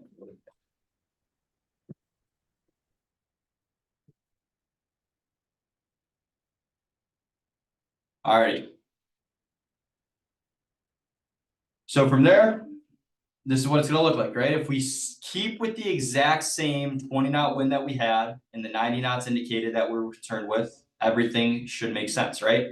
The other side of it too, though, is that a lot of the times, and the biggest error that I've seen from instructing in this maneuver is you guys get impatient with this, right? So you start this bank and you're at this really steep thing and you either roll out too quickly or you don't roll out fully enough and your track ends up looking like this, right? You finish that turn very, very quickly because you don't fully let the plane roll out of the bank enough. The other side of that is you need to be a little patient. This portion of the maneuver, especially with the 20 knot wind, is going to take almost as long or almost twice as long as these parts of the maneuver. And it's because if you're covering the same amount of distance, one of those distances you're going to be covering when you're going really fast, so you'll cover it very quickly. The other one, when you slow down, you'll be covering the same amount of distance, but you'll be covering it a lot slower since you're going at a much lower speed. Because it's based on your ground speed and you're using ground references. So the whole idea is to make this a perfect semicircle. So if I grabbed my flight track and I pulled the two together, I'd see that perfect circle on it. So be patient with it, take your time, and what you're gonna notice for this is the hardest part about it, or the more difficult side about it, is to make sure that your guys' sight picture isn't throwing you off. So the first time you do this, even if you know, increased bank angle, because I have increased speed, decreased bank angle because of my decreased speed, even if you know that, the first couple times you do this, it's not gonna look great. That's just because you have to get used to the sight picture for how far away from the road, railroad track, highway, property line, whatever reference you're using, you actually are. Once you do it a couple times, you'll start to develop the sight picture and what it should look like, and from there you'll build a lot of consistency with it. So it's not gonna be perfect at first, but you'll get there. This one is one of the more fun ones. So again, I always say determine the wind direction first, because we always want to enter on the downwind so we can anticipate the first move that we're going to make at the aircraft. Then from there, we'll choose our point. So within that, we'll plan the entry. We'll always enter in on the downwind, and I don't like this chart because it doesn't really show that. And then we're going to fly the maneuver. So this is how we'll do it. So here's the wind, right? The wind's pushing us from the back. Let's stick with that 20 knot wind. So right here we'll be at 110. Here we'll be at 70. Here's 90. Here's 90. So if we have a point right in the middle, and if you can find reference points that look like this, that is completely ideal. The reason for that, these property lines are perfectly square. So if I fly over this, I fly over this, I fly over this, and I fly over this, I know I'm keeping an equidistant circle around the entire point. So within here, I'm going to start my turn. Once I get level, from there, I start my steepest bank because I have my highest ground speed. Through that steepest bank, I'll continue to turn the aircraft, until that wind isn't trying to push me out anymore because I'm fighting against the wind for my point. And then from there, I can start rolling out that bank nice and slow, rolling out that bank nice and slow, rolling it out until I'm at my shallowest point. And again, you guys try to get impatient on this portion, meaning that right here, you'll actually be wings level, and then you'll just be flying straight until it's time to bank again. We don't want that. So you need to time it and work it so that you're pretty much always keeping the plane in about a 5-degree bank for this leg. The other side of it too is now you're definitely covering the same amount of distance. One, you're going 40 knots quicker. So because of that, this should feel painstakingly long. Like it should feel like it's taking forever for you guys to complete this turn. And that's a good thing. That's what you want. So from there, again, once you get the sight picture down, you'll start to build a little consistency with it. But then from here, you don't want to introduce the bank too quickly, because as we expose the underside of the wings or the underside of the plane to the wind, it's trying to push us inward to the point. So you kind of need to continue that low bank angle and fight off until you actually start to turn in. And then when you get about here in the maneuver, you're going to feel like someone basically made a paper airplane out of you and just threw you. If the wind's strong enough, we did this in like a 60 knot wind one day just to see what would happen. And it literally felt like we got thrown and pushed from the back as we started to pick up that speed with down. So from there, that's your cue to just continue to overbank, introduce all that bank into the plane, hold it until your wings level, and fly away. And again, this is cool because you get to do some low altitude flying over, you can pick lakes, you can pick whatever you want. And from there, you just get to be at a low altitude so you feel like a bird. So they're pretty fun to do. They're not super difficult as long as you're patient with it. Patience is the biggest issue I see with S turns and turns around point. Do you default to the left pattern unless otherwise specified by other maneuvers? I would always do them to the left. And the reason for that is because you're on the left side. It's going to give you the biggest amount of visibility for your points, especially with turns around a point. S turns, you can kind of do them either way, but if you practice them to the left, do them to the left on the check ride. Alright. So common mistakes are gonna be failure to clear the area, not understanding why we correct for wind. Why do we correct for wind?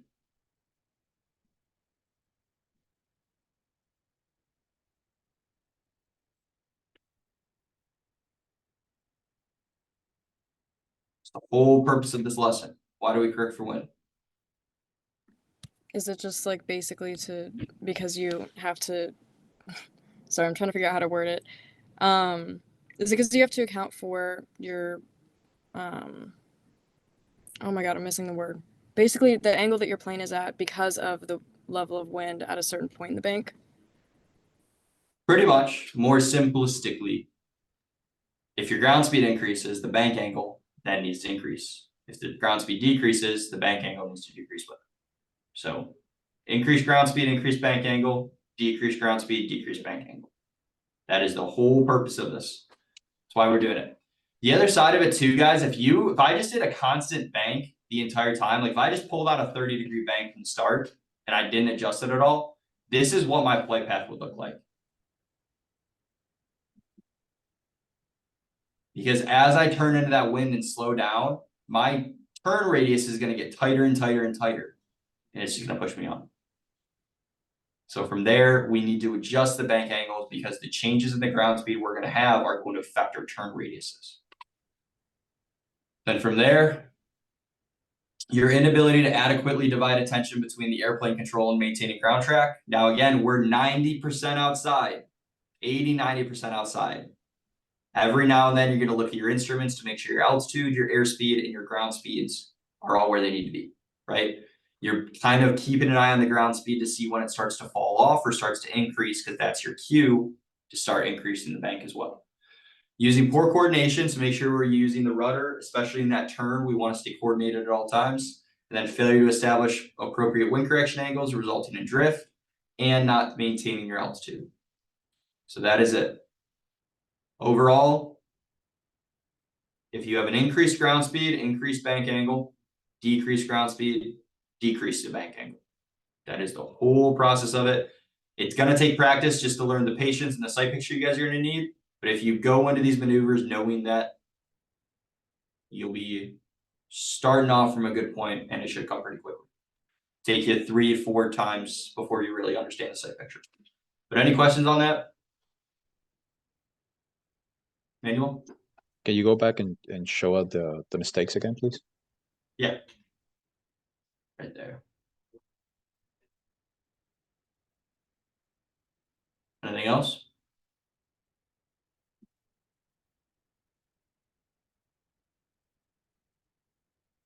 Alright, guys, let's take a 12-minute break, come back at 5 past the hour and do our last lesson. And then if you want, at the end, you can hang around while we go over some of the E6B stuff.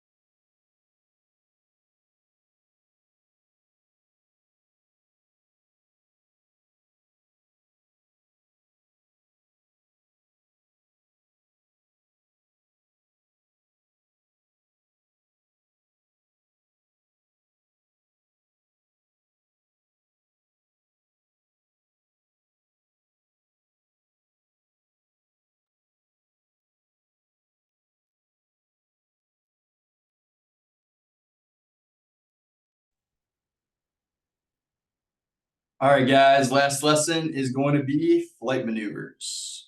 So this one is based around your power off, power on stalls, steep turns, and then slow flight. So really just the 4 that you guys have for your check ride. So through your check ride, you're going to demonstrate upwards of 6 maneuvers. The stalls, that's 2. Steep turns, slow flight, and then maybe both, if not at least one, of the ground ropes maneuvers. Then you'll do your 3 landings. There's also some cross-country stuff paired in there and things like that, but you'll be prepared for that stuff hopefully after tomorrow with the Navlog lessons, and then you'll practice a lot of cross-country flight planning with your instructors. So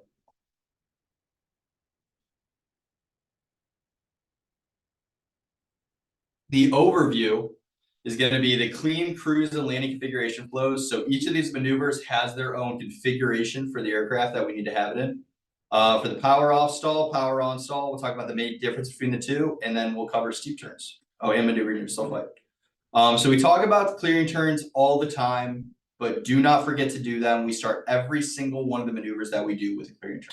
And it is not just us, it is prescribed by the ACS that we have to do that.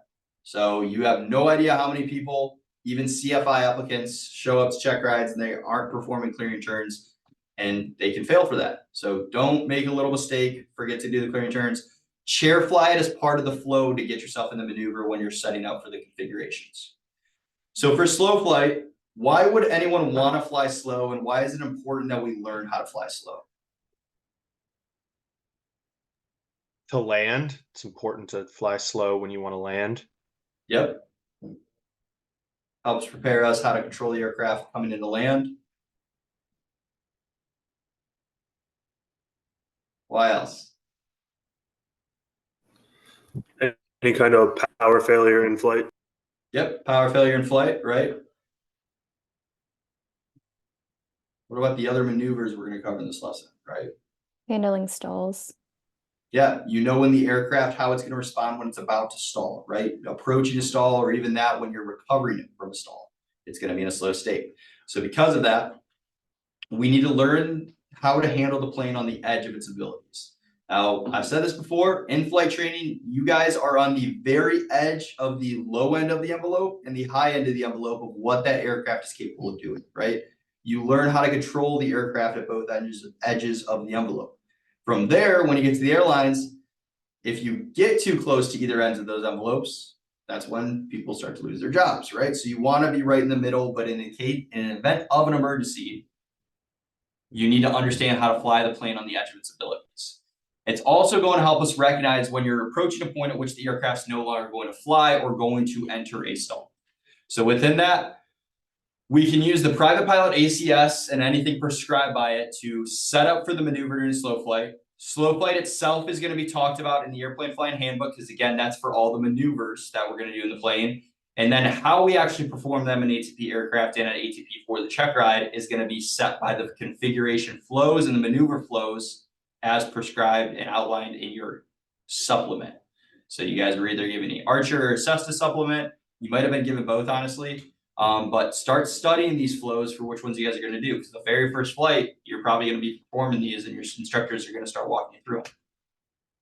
So for slow flight, as the airspeed drops and approaches the stall, the control effectiveness of the aircraft is going to proportionally decrease, right? This is where we get kind of the mushy controls, the sloppy controls, as you hear people say and talk about. But with the control surfaces, especially our primary control surfaces, the more air that we have flowing over them, the more responsive they're going to be, right? Because the more force they can deflect that air. Now, if we don't have a lot of air flowing over them, they're not going to be very responsive. So you're going to need to use slower control inputs, thus slow flight, right? Just because the plane's moving slower means you move slower too. Everything is smoother, more controlled in a very, very slow fashion. So with slow flight, we need to perform this maneuver, and at no point during the maneuver find ourselves below 1,500 feet AGL. That's because if we do stall, or potentially a worst case, enter a spin, we give ourselves enough altitude to recover from that. So from there, this is our flow for it. We are going to go ahead and we're going to reduce power down to 1,500. We're gonna run the landing configuration flow for the Cessna and the Archer. So the Cessna is fuel selector on both, mixture enriching, carb on if you have carb. Some of you guys will fly fuel injected versus carburetors. If it's carbureted, you're gonna turn carb on, and then you're gonna select flaps to full. The Archer, you're gonna go fuel pump on, mixture rich, fuel selector, proper tank, flaps to 40, right? These flaps you guys are gonna bring in nice and slow. You're gonna bring them in notch by notch by notch and take your time moving slowly through this configuration flow so that the aircraft doesn't balloon up. Because if you just drop in all those flaps at one time, all that lift is gonna be generated and the plane's gonna start to climb. You need 100 or plus or minus 100 on your altitude to stay there.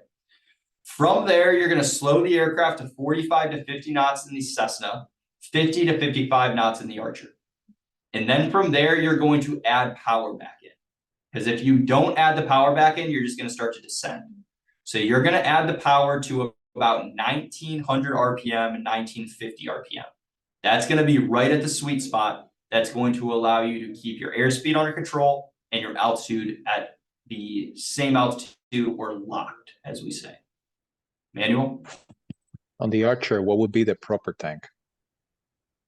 The proper tank is, so they only have a right or a left fuel selector on the Archers. So the proper tank is just whichever one the GPS says you should be on at that time. And it has a timer. Every 30 minutes, you just swap tanks. So as long as you don't have a fuel message or need to switch the tanks, you're good. That's a proper tank.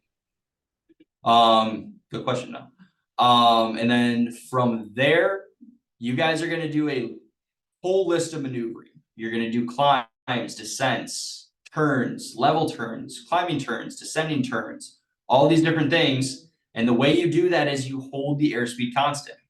So now you've entered what's called the region of reverse command, meaning in normal flight, if we want to get higher, we just pull back and we start climbing, right?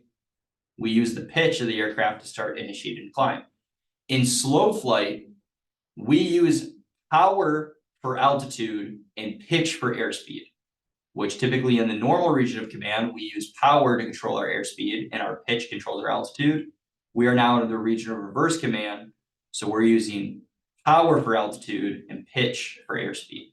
So what you're doing is you're basically holding off the plane from accelerating, because if you let too much pitch out, the aircraft's going to go to a lower angle attack and start to accelerate with the decrease in drag. So you need to like hold it off basically. And the way we do that is the pro tip is to go 1, 2, 3 full swipes of trim. And then from there, it should make the plane, you can let go and it should stay fairly stable.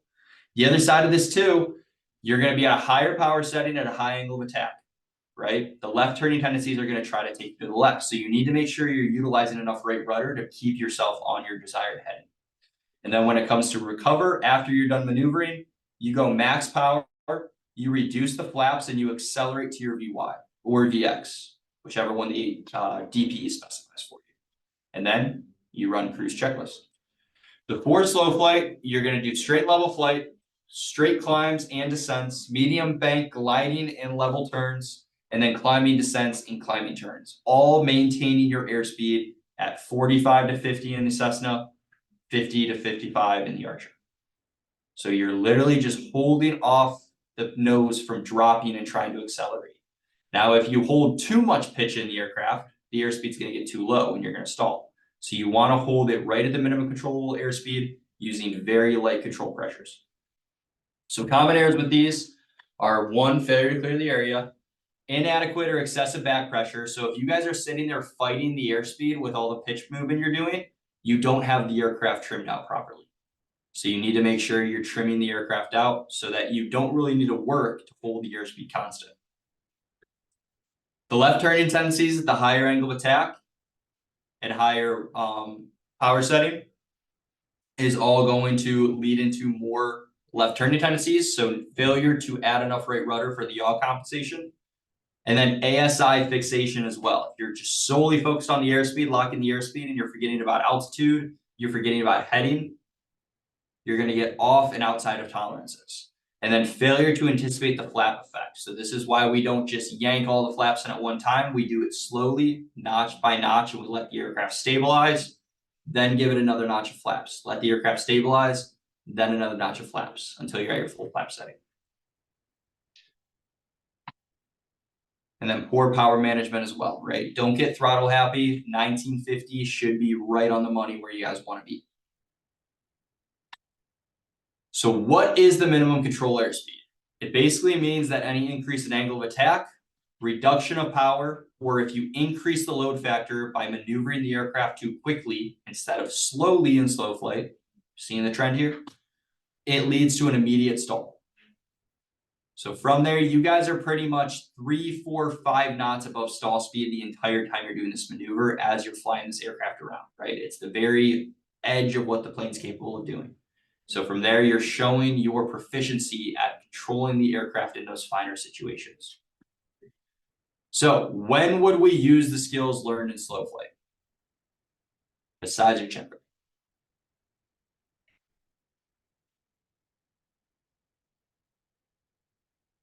Yes. Just like that example earlier with the video, to not yank back and stall the plane. Yeah, exactly. When the plane's right on the edge of its ability to fly, it's approaching a stall and you're trying to prevent that stall. Annie? Would we be using it in practice for stabilized approach as well? Yep, absolutely. More like everyday application of it besides landing. If you'll be surprised, you're not the slowest thing in the sky, right? You're one of the slowest things, but you're not the slowest thing. There's Cessna 150s, right? There's Roanoke Champs that are in front of you that move a lot slower than you in the patterns. So say you're creeping up on one of those Cessna 150s in the pattern that's only going 70 knots. You kind of might need to decrease a little power, maintain your altitude, and so put the plane in kind of a slow flight attitude so you're not getting too close to that traffic conflict in front of you in the pattern, right? Because they're in front of you, so they have the right of way. Yes, do you have another question? Cool. All right, so let's talk about stalls, right? A stall is when you exceed the critical angle attack. That is what a stall is. Nothing different about it. If anyone asks you what is a stall, it's when you exceed the critical angle attack. That's all it is. So a stall happens when the angle of attack increases so steeply that the air can no longer smoothly flow over the wings or mainly wrap around the wings. So within aerodynamics, we know we have that low pressure on the high side of the wing and the high pressure on the low side of the wing. From there, when we get to the end of the airfoil, we now have a low pressure air molecule and a high pressure air molecule. So that air starts to spiral around itself. And there's our induced drag, our wingtip vortices as well. Within that though, you can see in this flatter airfoil, there's not a lot of drag being created. But as we start to pitch the plane up, what's actually happening along the airfoil, if it looks like that, is that air comes and it compresses against the leading edge and it accelerates over the top and then falls off. And I know it's a sloppy drawing, but bear with me. And then that high pressure goes to the bottom side of the wing. And now in this higher angle of attack, we have the high pressure air molecules here, the low pressure air molecules here. They still want to reach equilibrium. So the high pressure air seeks the low pressure air. And now we see how much more induced drag we're creating, right? Because the higher the angle of attack, the more drag we end up creating. But eventually you'll reach a point where this air can no longer make that angle and make that curve onto the top side of the wing, giving you laminar flow for at least a little bit. And it immediately becomes turbulent and breaks off in the back end of the wing. This is your stall. But we still have Newton's third law of the equal action of the air hitting the wing, the opposite reaction, the air going down, is still creating a little bit of lift. It is not a full loss of lift. It's a major loss of lift that's needed for straight and level flight. Any questions about that? All right. So the critical angle of attack is around 15 to 20 degrees. Our aircraft is typically around 16 degrees. So let's talk about the stall, right? There's not enough lift anymore that the plane starts to descend, and sometimes it can be quite a bit. So within there, the signs of the impending stall are the stall warning horn system, which is a pneumatic system, kind of a pneumatic and electrical. There's a little clip on the wing that's typically pushed down by the air compressing on top of it. But when that air stops compressing on top of it and you're at a high enough angle of attack, the air gets under that little switch, and it pushes the switch up and you hear the horn, basically. So you have the horn, the sloppy controls that we're getting used to when we practice slow flight, when the aircraft's about to approach a stall. And then you have what's called airframe buffeting or shaking. This is basically the same exact situation as you trying to lift a heavy object, right? So if you hold a heavy object and you hold it for a while, your body and your muscles start to strain and they start to shake, right? And you're just trying to hold on to that object, whatever it is your body and muscles start to shake and they're very strained. The plane does the exact same thing. It's trying to hold on to that lift. It's trying to keep that lift. So it literally starts to shake. And then from there, it fully breaks off. And then you get no more airframe buffeting. So these are our 3 stall warning cues that tell us we're approaching a stall and that we need to make the reaction, right? So stall recovery, this should be almost second nature to every single pilot, right? You guys are going to develop this in yourself. It's like the pre-psych cognitive conditioning, whatever it's called. But I always say it's like The Office. If you guys know The Office with Dwight and Jim, Jim sat across from Dwight for 3 months, would ping his computer to make a noise and say, hey, Dwight, you want a mint? Dwight would say, yeah, I'll take a mint. Then he would ping it. Dwight, you want a mint? Yeah, I want a mint. 3 months later go by, Jim just pings his computer and Dwight just sticks his hand out and Jim literally goes, what are you doing, dude? Just to make him look like an idiot. He preconditioned him basically to have this automatic response when he hears those cues. When you guys get these cues, you as pilots need to have that automatic response to immediately initiate that recovery. Pavlov, that's what it is. So you'll decrease the pitch or the angle of attack. You'll pretty much bring the nose to the horizon. You'll roll the wings level and you use power as needed to regain straight and level flight. That is our recovery, right? Decrease the angle of attack, max power, level the wings. So if you hear the stall cues, boom, that's what you do. In your private stage, you guys are going to take these stalls to a full break, meaning you are going to fully stall the aircraft. And then when you do them in your commercial stage, you're going to do it to the first indication, right? Showing your Pavlov technique. So you can see on this wing, and they kind of have what they call yaw strings, but they're not really being yaw strings in this situation. But as they raise the angle of attack based on that horizon, you can see that air start to break off the backside of the wing first until eventually there's a full stall right there. The nose quickly dips forward. And that's because if you think about the wing, and you think about the plane, that CG envelope is typically somewhere up here. Meaning that if you stall and you take away the lift, the nose is going to drop out of the sky first. And it's designed that way so that you can recover from the stall. That's why the CG envelope is so important. It's basically the same as me taking a hammer. One has a really heavy side, one is just the handle. I hold it by the handle like this and I let go. Well, the CG is further up on the hammer by the head of the hammer where the weight is, so it drops first towards the ground. The plane's doing the exact same thing. So right there's the stall. You can see how aggressive that pitch down is, and then they add full power. And once they do that, they break the stall right there and they get the laminar flow back on the top side of the wing. All right, so let's talk about the power on stall, the takeoff departure stall.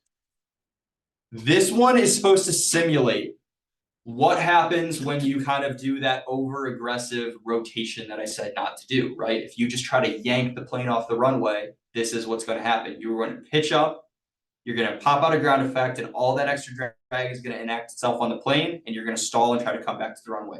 It's basically when you over rotate. So because of that, how do we prepare? This is going to happen at very low altitudes. You're at a very high angle of attack, very high power setting. So the left turning tendencies are greater in this maneuver than they are at any other point in flying. So with that, in order to set up for it, for the takeoff departure stall, we're going to first make sure we're at 1500 feet AGL again. So once we're at 1500 feet AGL minimum, now you can be much higher than that, and I recommend it be higher than that. But you can be at 1500 feet minimum. You're going to reduce the power to 1500 RPM, and you're going to run the clean configuration flow. So we're going to be at flaps 0, fuel selector on both, mixture enriching, or fuel pump on, mixture enriching, proper tank, flaps to 0 for whatever aircraft you fly. From there in the Cessna, you're gonna decelerate to 60 knots. The Archer is gonna decelerate to 70 knots. Meaning, when you guys rotate, the aircraft's pretty much gonna be at that speed when you initially start your climb out. So you're putting the plane in a situation that's mimicking what it would be like when it's 20, 30, 50 feet off the ground. From there, once you got that airspeed down, you add full power and you start to increase the pitch and pull back. From there, you're going to apply full power while you're doing that. You're going to use enough rate rudder to make sure you stay coordinated, and you're going to go, keep pulling until that aircraft actually comes to a full stall. Once it comes to a full stall, you're going to reduce the angle of attack, level the wings, max power, and then recover.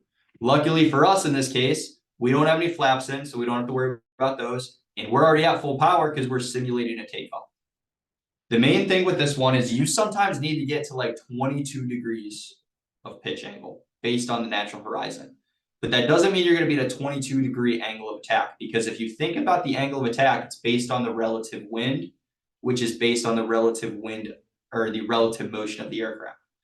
So if the aircraft's climbing, the relative wind is up here. If the aircraft's descending and its relative motion is this way, the relative wind's down here.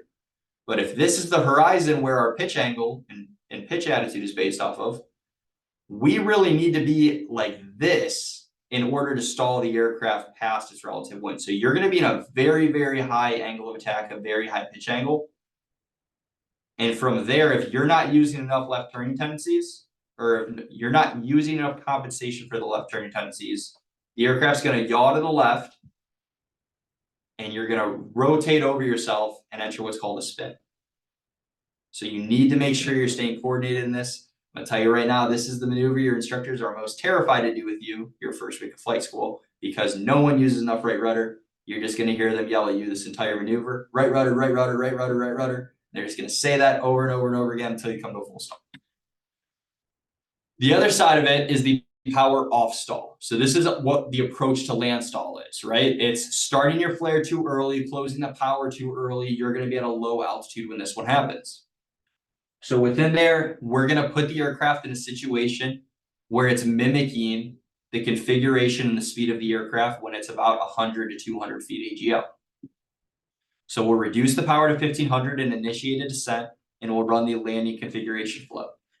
So fuel selector on both, mixture enriching, carpet on if you have it, flaps full. And the Cessna, the Archer, is fuel pump on, mixture enriching, fuel selector proper tank, flaps 40. So it's the exact same flow as the slow flight's going to be. From there, remember our approach speeds of 65 in the Cessna, 66 in the Archer. Well, we're going to track those approach speeds. We're going to start a stabilized descent in both aircraft, acting like we're making our final descent into the runway. From there, we're going to close the throttle and we're going to pitch up until we come to a full stall. Once we come to a full stall, that nose is going to dip forward, full power, reduce the angle of attack, level the wings, and climb out, right? And then you're going to follow the procedure your supplement has outlined for how to take out the flaps and actually execute your go around. So in this case, when we're descending, the relative wind's going to be down here. So really the plane's only getting to like this high of a pitch attitude before you're going to reach your stall. Whereas the power on stall, you're going to be all the way up here. So it's going to be a very shallow angle of attack, or a very shallow angle based on the natural horizon. And from there, the plane is going to meet the CG right here, which you can't see. Here's the CG. And it's going to rotate right around the CG and start descending, trying to pick up the speed. And then once that maneuver is completed, you run the cruise checklist.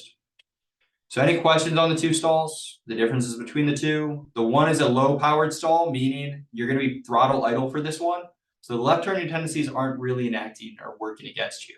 Whereas the power on stall, when you're at the high angle of attack, high power setting, everything's working against you. So you need to make sure you're staying coordinated in both situations, because whether it's power on or power off, you're still stalling the aircraft, so there's still a risk of spinning the aircraft. Any questions? And we'll cover what a spin is in a couple slides. All right, so this is the stall itself. I'm just gonna mute it. And I'll fast forward because they just climbs up to about this altitude. Oh, they just recovered. So right here, you can see he's climbing. I'll go back a little more. He's climbing. That airspeed's getting lower. The airframe's kind of starting to buffet, starting to shake. And then right there, you'll see, watch the horizon. There's kind of the uncoordinated wing drop. They level the wings, the airspeed goes back up, but they're still losing altitude until they can regain enough lift to continue to climb. So it happens quick. You want to be ready to respond. Lucky for us, the stall warning horn is going to go off 5 to 10 knots before we end up stalling. We're going to feel the airframe buffeting and shaking about 2 to 4 knots before we actually reach the full stall. And then from there, you're already going to have the very sloppy controls. So we'll have a lot of cues letting us know when this is about to happen. So for the stall to develop into a spin, really all it takes is uncoordination. So if the aircraft is yawed slightly to the left or the right side, that's going to make a differential in the amount of lift that the wings are creating. So it's when the aircraft's wings are stalled, both wings are stalled, but again, a stall is not a full loss of lift. So in a spin, one wing is going to be more stalled than the other, meaning you have unequal lift being created out of the wings, causing a rotational force around the aircraft. So what that means is if I were to stall right here and I were to yaw, so if I add a yaw to it and I start to yaw, that's going to make this wing go faster through the air. That extra speed it's moving through the air as this one moves backwards creates more lift on this side. And it's going to roll me right over into a spin. The nose is going to drop and I'm going to start spiraling down in a spin. So there are 4 stages of a spin. The first is the entry, right? This is intentionally or accidentally uncoordinates the plane. From there, you enter the incipient stage where the aircraft actually begins to go inverted. It's upside down and it's developing itself into the spin until you get to a fully developed spin where you are now falling down to the earth like this. And the angle of attack or the relative wind of the plane is down here. It's basically a free fall on the plane, but it's uncoordinated and spinning. So your angle of attack is not in front of you anymore, or not angle of attack. Your relative wind is not in front of you anymore. It's underneath you now. Meaning that if you pull back on your yoke, you didn't change the relative wind of the aircraft. You turned yourself from a spin into a flat spin, which is much more deadly and harder to get out. So you don't want to pull back on the yoke. The rudder is pretty much the only thing that's going to help you in this situation because it's a coordination issue. It's not a flight control issue with your elevator or your ailerons. So then from there, you enter the develop stage where you're actually spinning. And then you enter the recovery stage where you execute the recovery procedure, which is pair in the Archer and pair in the Cessna and read in the Archer. And we'll talk about that. So this is the Cessna's stall recovery. We're first going to go power to idle, ailerons neutral. We're not going to adjust the ailerons because that's just going to aggravate the spin even more. We're going to use rudder opposite to the turn. And then we're going to go elevator forward. By us pushing the elevator forward, that's making the aircraft descend. But by us adding the rudder opposite to the turn, it also gets rid of the rotational feeling of the spin. So now we're just in a nosedive like this. And as we accelerate more and more speed, the wings just end up generating more lift. So if we keep the elevator forward, eventually the plane will just level itself out. We don't actually level it off. The speed of the aircraft as it picks up is what gives you more lift to level the aircraft off. So the Archers, it's the exact same situation, but we use reap in this order instead. So we go rudder opposite to the turn, elevators forward, ailerons neutral, power to idle. And that's just what that POH says to do for that aircraft. Sam? Elevator and yoke are the same thing in this instance, yes? Yep. Okay. Our yoke controls the ailerons and elevators, so pretty much we're just going to hold it stationary. All right, so let's check out the spin. So like I said, you guys want to use enough right rudder, right? This guy's going to be using all the right rudder he needs, even so much so where you're going to notice that because he's using so much right rudder, the wing's going to slightly drop over to the right. But this guy's trying to make a video. So in that case, he purposely is trying to spin the aircraft. So typically you end up having a left wing drop and you start spinning to the left.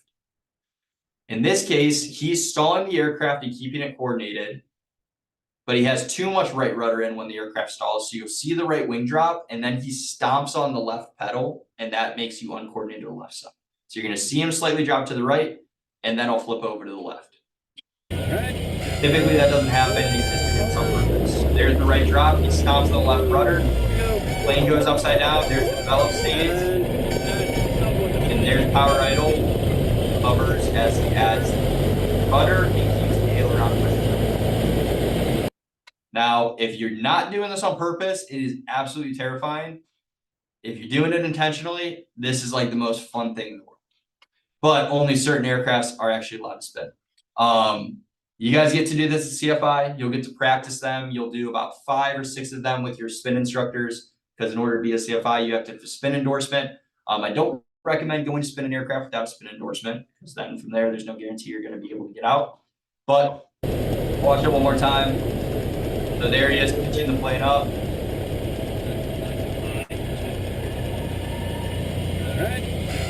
can hear the stall horn. There's the shaking. There's the right. Then stop the left rudder, incipient phase, develop standing for the aircraft actually spinning. Then he goes opposite rudder, elevator, quarter power idle, and it brings the nose right up.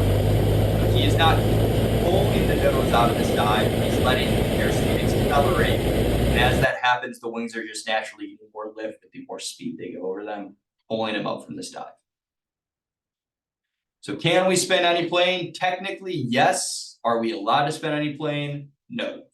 The aircraft has to be in the utility category. So with the spin planes that you guys fly at CFI school, they're like clamped out 172s. They take all the avionics out, they strip it to absolute bare bones. They take the back seats out, they put smaller fuel tanks on it. Sometimes they take out some horsepower so the engine isn't as big. They make them as light as they possibly can so that they can fit with you, an instructor, and a good amount of fuel to stay within limits in the utility category. In order for something to even have a utility category, it's limited to an aircraft that has a seating configuration of 9 or less and a max certified takeoff weight of 2,500 pounds. And is limited for limited acrobatic operation. The only thing that's in limited acrobatic operation, according to the FAA, is a spin. So our archers are actually not rated for spins. That does not mean that you can't spin them and they're not recoverable, because you can recover from them. It just means that you're pretty much rolling the dice if you spin it. Whereas the Cessnas, if it's in the utility category, you can go and spin it on purpose like the guy in that video did. So I can't go take an archer up in the utility category and spin it on purpose, because there's no guarantee that the plane is structurally going to stay together if I were to do that. The Seminoles are not rated for them either. Very few multi-engine planes are. So from there, in order to fly the Cessna during your spin flight, you need to make sure the aircraft falls within this CG envelope. Because again, if you want that nose to drop, you can't have an aft CG, especially when you're trying to spin. So you must be in the utility CG envelope, and that's pretty much it for stalls. And you guys will touch on this a lot in grounds, other things that you do. You'll practice stalls quite a bit. So let's move on to steep turns. These are probably one of the most fun maneuvers you guys are going to do your entire flight training. But the whole objective is to develop the smoothness, coordination, orientation, division of attention, control technique necessary for the execution of maximum performance turns when the aircraft is near its performance limits. So you're going to have the airplane right under its maneuvering speed, right? You're going to be on the high end of the operating envelope at this point.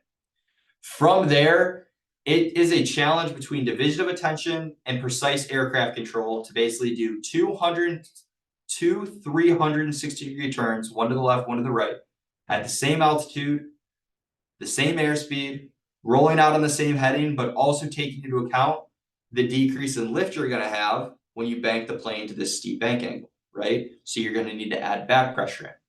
Again, use your trim to help you out with this. It makes it super easy. You can trim the plane out so you can let go, and the plane will literally fly the maneuver. And when you need to roll out, you just roll the plane out and you're good.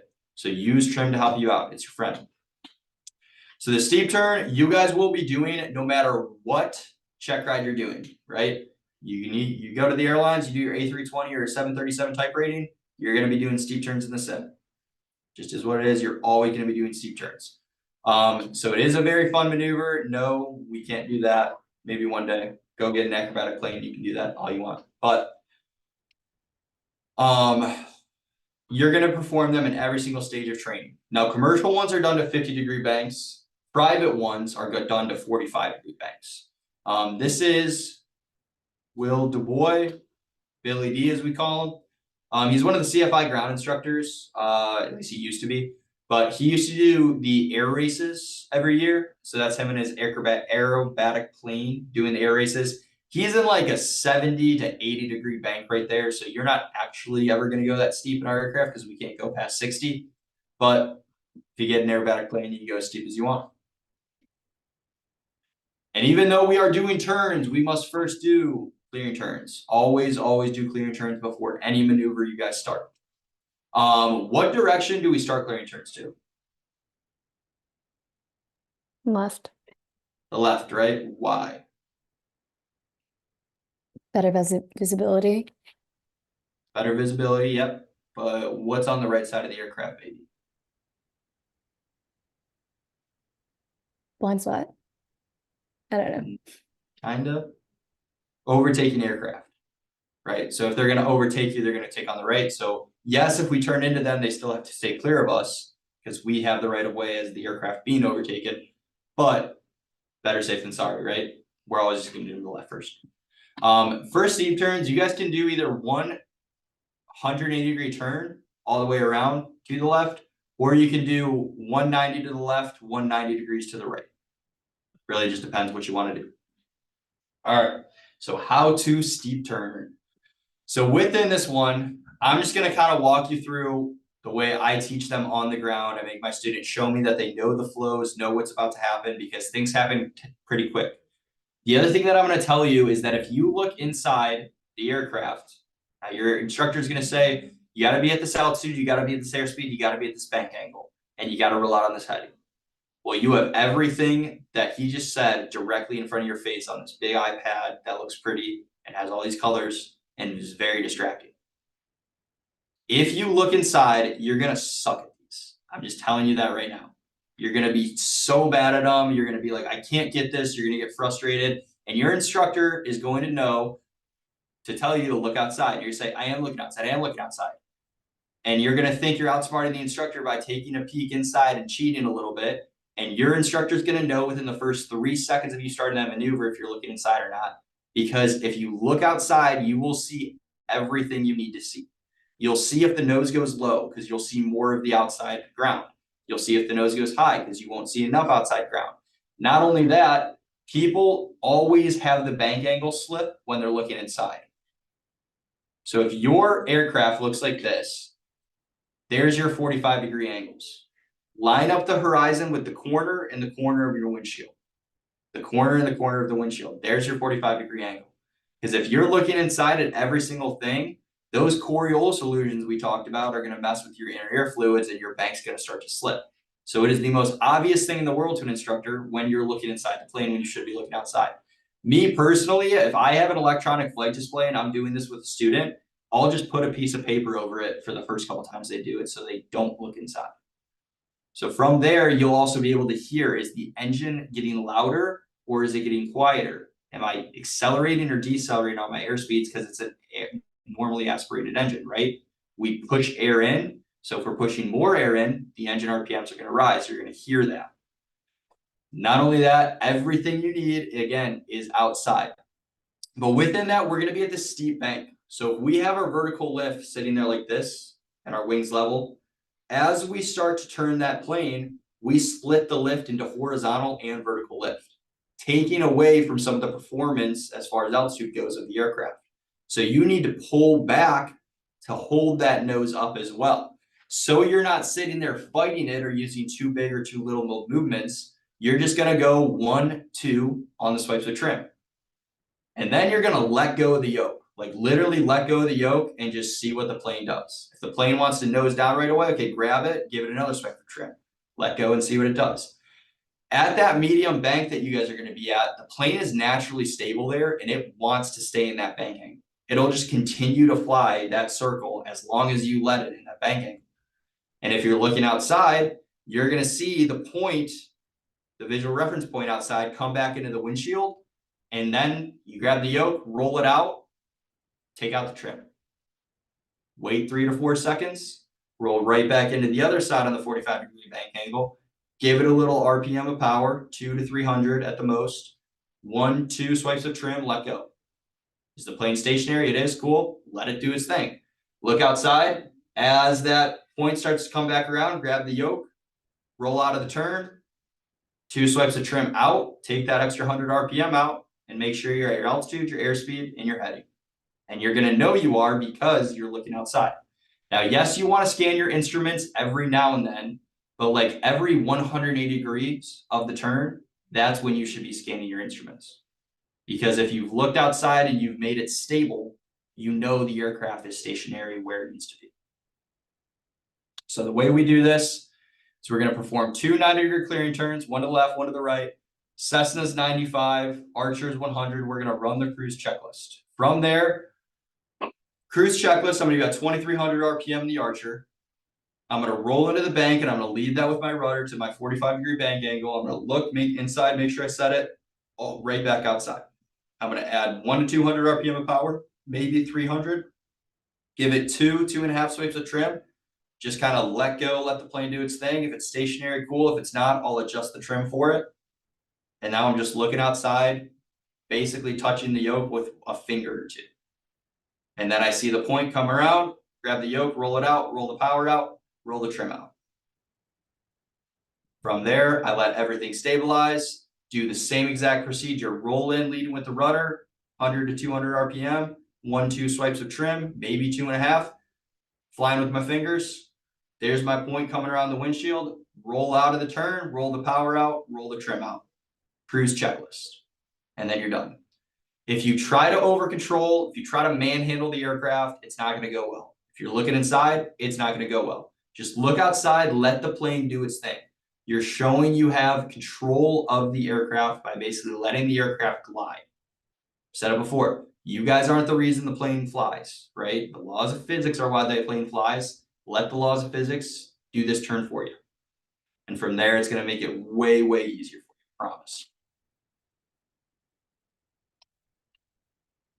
All right.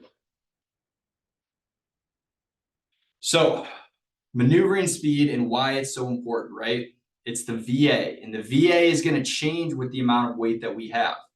So the speed at which the aircraft will stall before it exceeds its structural load limits, right? So VA in its most basic form is if I'm below the VA, the plane's going to stall before it brakes.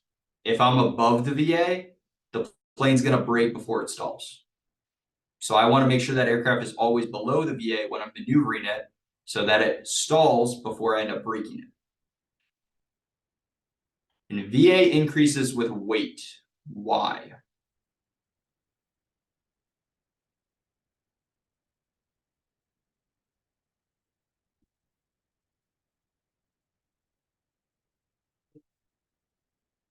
Kaylin?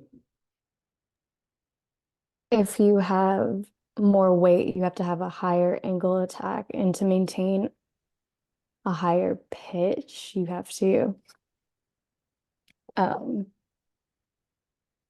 my gosh, I don't know. You have to maintain higher speed. Yeah. That was one of the best explanations I've ever heard anyone who like has Yay. limited plane time in a plane explain it, right? This is one of the most difficult things for you. This was like one of the hardest things for me to wrap my head around when I was a student, and it's one of the hardest things to explain. So someone said load factor, that's totally it. But what Caitlin was saying was that if you're heavier, you need to fly at a higher angle of attack. Meaning you're going to reach the critical angle of attack before the light plane will. Because if you're already at 13 degrees of an angle of attack, say, you only have to travel 3 more degrees before you stall. So there's not that much force you can build up in those 3 degrees. Whereas if I'm a light aircraft and I'm at a 6-degree angle of attack, I need to go all the way 10 degrees in order to stall the aircraft. So I can build up a ton of resultant load while I'm making that climb, meaning I can increase the load of the aircraft way more because I'm going to stall at a later point than the heavier plane would. So the heavier plane is going to stall first so they can go faster. And it's all because they're already flying at a higher angle of attack than the lighter plane is. Just because with more weight, you need more lift. Make sense? I know it's a little confusing. It's hard to think about. You want it to be the other way. The other way that I always say it is like, take someone who's 200 pounds, take someone who's 100 pounds, right? Take someone who's 150 pounds, have them charge right at that person and try to deck them. The 100-pound person is going to be a lot more stable in that situation than the 200-pound person will be a lot more stable in that situation than the 100-pound person, right? They kind of take a bigger hit so they can go a little faster. That's kind of also the way to think about it. All right. So from here, these are our limitations on them. So the Archer is 113 at the max gross weight, and the lighter the aircraft gets till it's at its minimum weight is 98. This is the G1001. The G500s go to 89. For the Cessna, 105 is the max, and the light is 90. So how do we figure out if we're not taking a plane at max gross weight? How do we figure out where our VA actually is? There's a formula for it that you guys are going to use every single time you go fly. The formula is your current weight divided by your max takeoff weight. Our max takeoff weight, 2,550 pounds and 2,550 pounds. So this number is always going to be 2,550. We take that and we square root it, and then we multiply that by our V. I wrote that wrong. I was doing the Archers. By our VA max. The VA max is 113 or 105. So if we take the Archer, for example, the formula for this, for the maneuvering speed, would be, let's say we're at 2,300 pounds, which is a very common weight you are with your instructor. We divide that by 2,550, square root it, and multiply it by the VA max of the Archer, which is 113. On the phone at.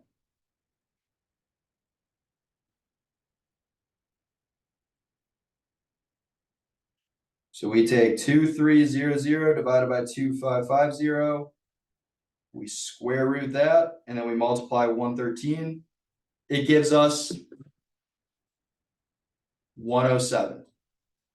So that's our takeoff maneuvering speed. And say we burn 200 pounds of fuel during the flight.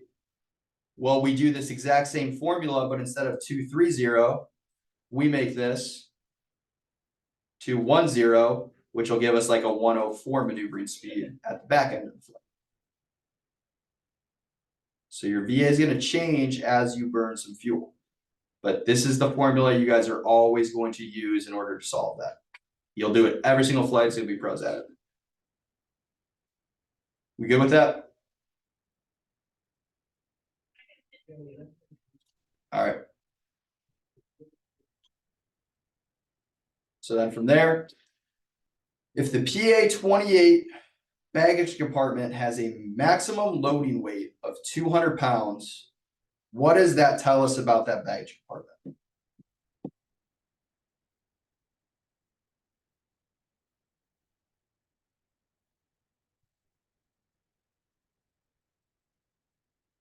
Kind of a very broad or vague answer or question, I should say. So here's what I'll say about it. We have a maximum structural load limit of our aircraft of 3.8 Gs. That's the normal category, right? We have negative 1.52 Gs that we can pull, and we have positive 3.8 Gs that we can pull. So within that, basically, if I take the 200 pounds and I multiply it by the 3.8, I think it gives me like 760. That's basically meaning that if I walk out to any plane on that ramp with 761 pounds of weight, and I just start throwing that in the baggage compartment, eventually, once I put that extra 1 pound on top of it, what's going to happen to all that weight is it's going to fall right through the floorboard. Well, what sits under that baggage compartment is our rudder cables and our elevator cables. Meaning that if we overload these aircraft, say I just put 400 pounds in because I'm like, well, I'm not going to pull 3.8 Gs. Okay, you hit turbulence. You just gave the aircraft a structural failure. And not only that, you gave it a catastrophic flight control failure where you can no longer control the aircraft. So from there, that's why it's illegal for us to overload these planes, fly them overweight, fly them out of CG. So yes, it affects the CG, but it also has to do with the actual structural capacity of that aircraft to stay together in the air. Because if anything breaks on it, who knows what's going to happen. But the main reason is load factor. So that is it for today with the maneuvers. Obviously, you guys are going to spend a ton of time in the plane, in the sim, working on these things, working on the flows. But any questions before you guys go, Jeremiah? So for the for the steep term limitation calculations, will you do that several times, like within a flight, or just at the beginning? You'll just 'Cause, do it like, at the obviously beginning. some flights are longer than others. So what if you fly for 3 hours and then in that situation, would you have to redo it or just kind of guess that it's a little lower? I'll show you. So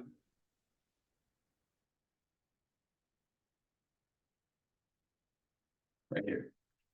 You guys are going to do this every single flight. So you will figure out your takeoff weight and your landing weight based on the fuel burn you have during that flight. So then from here, you'll go to your takeoff maneuvering speed and your landing maneuvering speed. So if I have a takeoff maneuvering speed of 107 and a landing one of 105, and it's a 2-hour flight, I know within that 2 hours, after 1 hour, my maneuvering speed is going to be 106. So you calculate it for the takeoff and landing before you even go fly. So you'll know that based on getting the takeoff weight, the landing weight, and doing your full airworthiness checklist.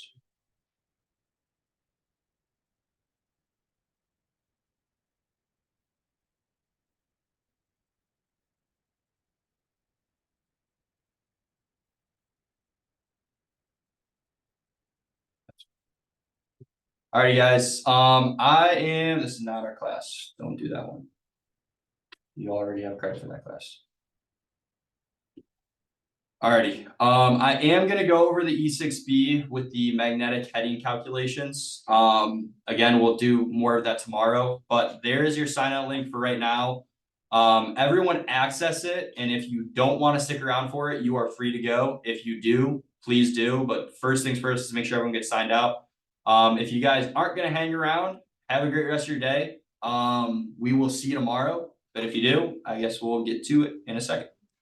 And we're only missing Manuel, who I know is here. So alrighty. So let me find the. Here we go. So this right here is the problem that we have. So it says determine your magnetic heading for a flight from St. Mary's Airport, right down here, to Priest River Airport in Area 1. Priest River is right here. So from there, the wind is 340 at 10 knots. And the true airspeed is 90 knots. So in order to figure this out, we need true airspeed. We need our true heading. The way we get that is through our true course. So what that means, give me 1 second here, because I don't have a plotter, is I would take my plotter, and I don't have one, so I'm going to kind of cheat with it. So bear with me if you guys have a plotter. You'll draw a line from here to here with that plotter.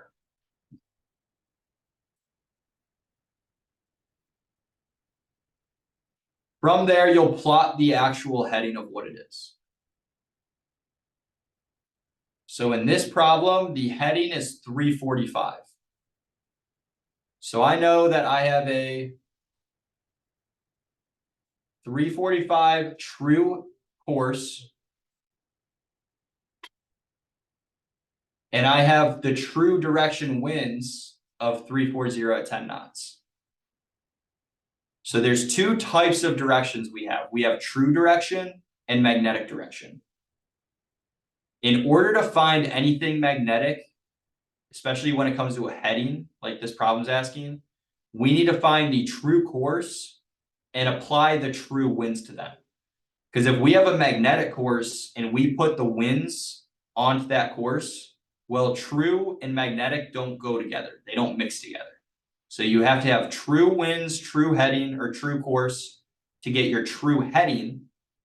And then from there, you take the magnetic variation of 14 and you apply that to the true heading.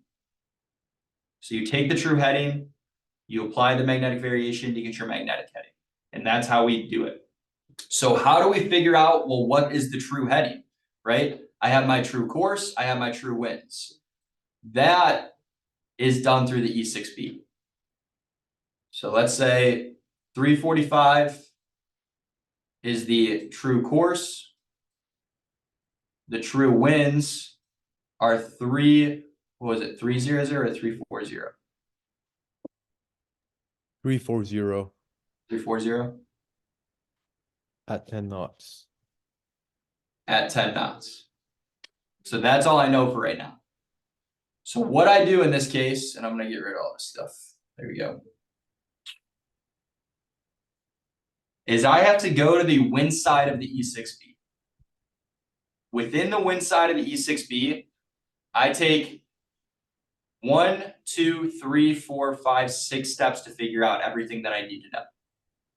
Now this gives you ground speed and it gives you true heading. So again, we're still working in true direction for this one. So within here, the very first step is to set the wind direction under the true index. If this is my true index and my wind direction is 340, I take this and I rotate it so that 340 falls directly under the true index. Is everyone with me at least up to that point? Okay. Sam? I'm still unclear as to how you got the true course. It's just for this problem, but I would have had taken a plotter and plotted that course and figured out that was the direction for it. So the plotter they give you, if you like line it up with it and then you set based on the northwest, southeast lines basically, or I guess not northwest, the north to south lines that they have on there, and you adjust the plotter, it would give you the course of 345. Okay. Is the PAR done on a computer at a testing site, or is it? You will have an actual test booklet with all the figures, and they will give you a plotter, an E6B, and basically a dry erase marker and a laminate sheet, so you can like graph everything you need to. Okay, super. Makes it a lot easier because I studied on like an iPad, and I was like, I can never come up with these numbers because I don't have an actual plotter. It's all taken care of because it's all on like an actual book and a chart in the test. All right, so now that we've set the true index of 340 with the true direction of the winds, mark the wind velocity up from the center point. So this little dot in the middle, that is called the center point. The position of that center point for this particular step is completely arbitrary. But if you're like me and you suck at mental math, I think it's a lot easier to just set it to 100.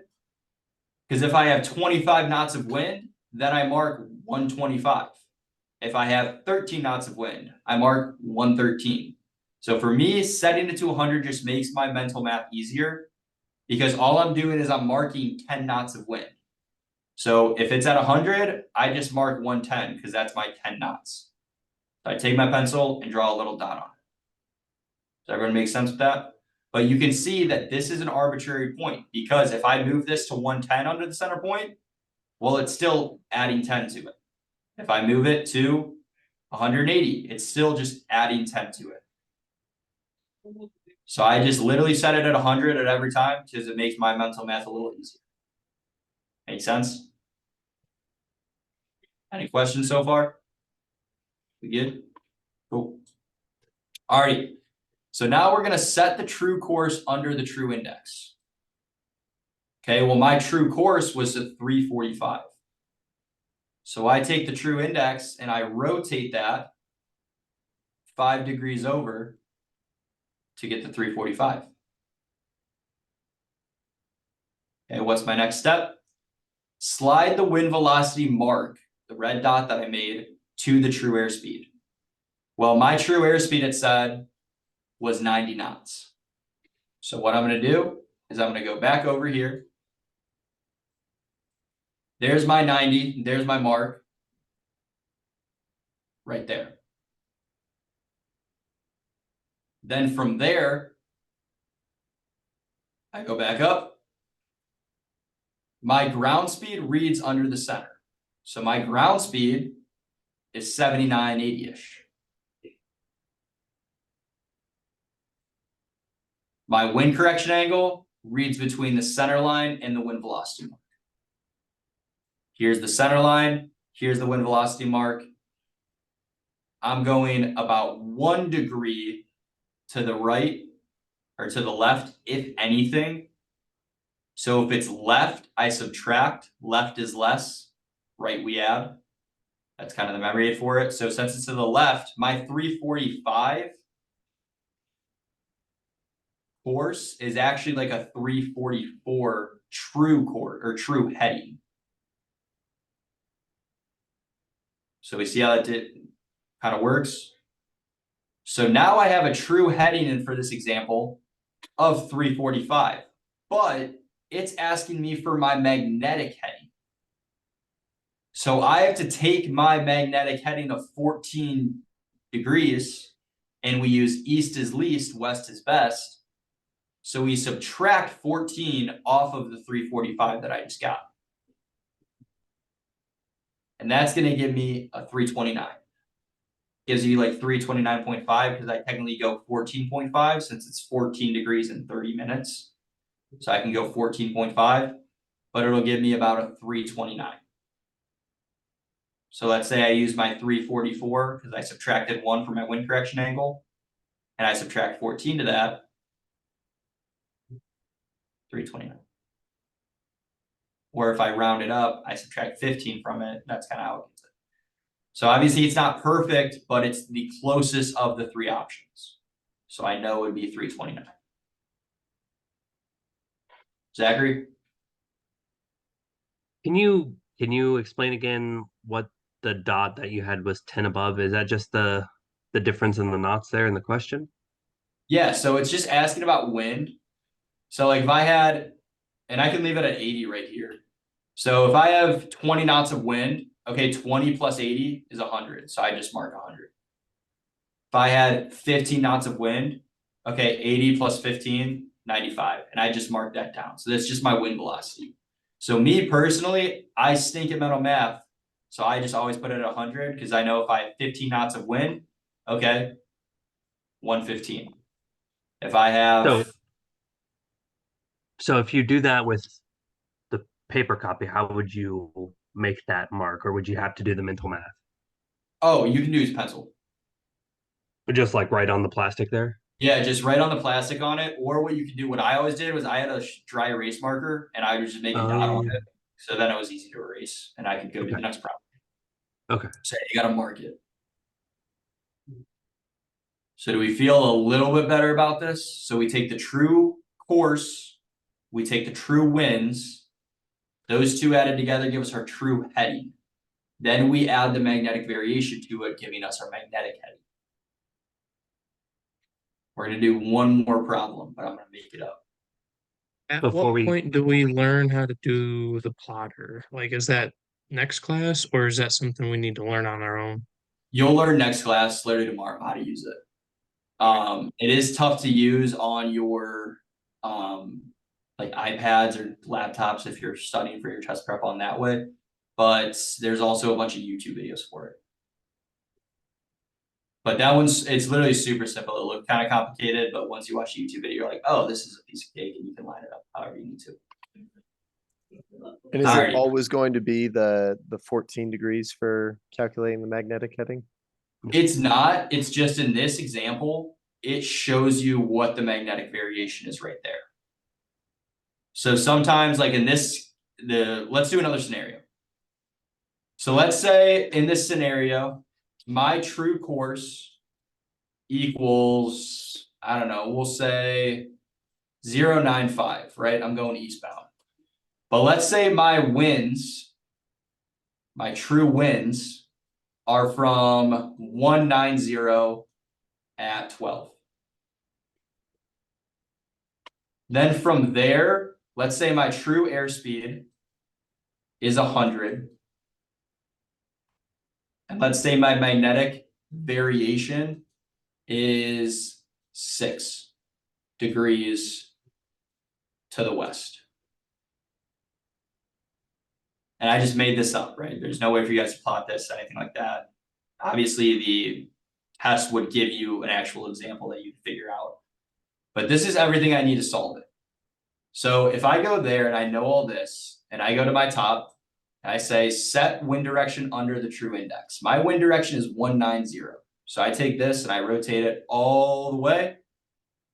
So that 190 is under my true index. Then from there, mark the wind velocity up from the center point. Well, terrible at mental math, so I'm going 100. What's 12 over 100? Well, that'd be 112. So I draw my little mark with a pen, pencil, dry erase marker. Don't recommend using a Sharpie because that's going to stay there. But then from there, I have my 12 knots of wind at 190 marked. So I go set the course under the true index, 0.95. Rotate that all over so that I have my east heading of 0.95 right there. And then slide the wind velocity mark to the true airspeed. So my true airspeed is 100 here, which means, oh, it's pretty much sitting right there. So I don't really need to slide this at all because my mark is already sitting on the 100 knot marker for my true airspeed. Meaning my ground speed is going to be under the center. So I have a 100 knot true airspeed, 100 knot ground speed. So it just kind of worked out that way. And then the wind correction angle reads between the center line and the wind velocity mark. So right here, here's 5 degrees, 6 degrees, 7 degrees of correction. So less is less, left is less, right is add, meaning I'm taking my 0.95 and I'm adding 7 degrees to it. So this turns into a 102 true heading. Now I have my true heading. How do I get my magnetic heading? I apply the variation to it. East is least, west is best. So I'm adding another 6 degrees, meaning my magnetic heading equals 108. Because I just add the 6 degrees to the 102. Yes? So didn't you go to the right and then, but you still added, so isn't that east though? From the 100 to the wind correction angle? For the E6B, left is subtract or left is less. Okay. Right is just add. Left is less for the E6B. For variation, east is least, west is best is what we use. Okay. So they're two different like memory aids. Starting to feel like it kind of makes sense. Situations should be kind of like, yeah, ish.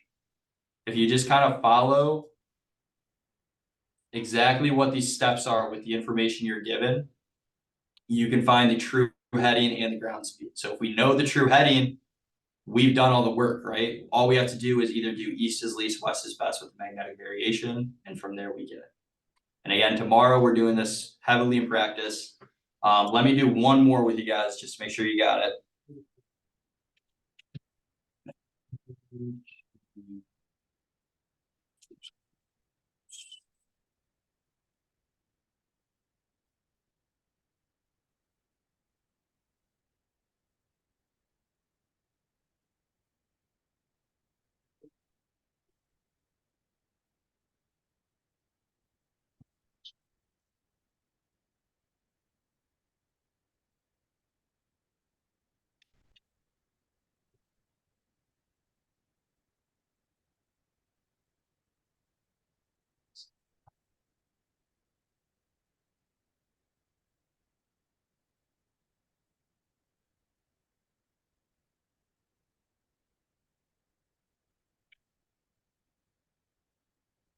Okay, let's try this.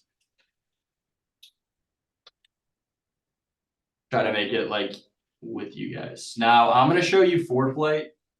ForeFlight does a weird thing where it gives you only your magnetic heading or your magnetic force. We don't want the magnetic force in any way, shape, or form unless we're flying instrument. So because of that, we're gonna pretend that that's the magnetic variation, or we're gonna pretend like that's the true course because we're gonna subtract out the magnetic variation that it applies.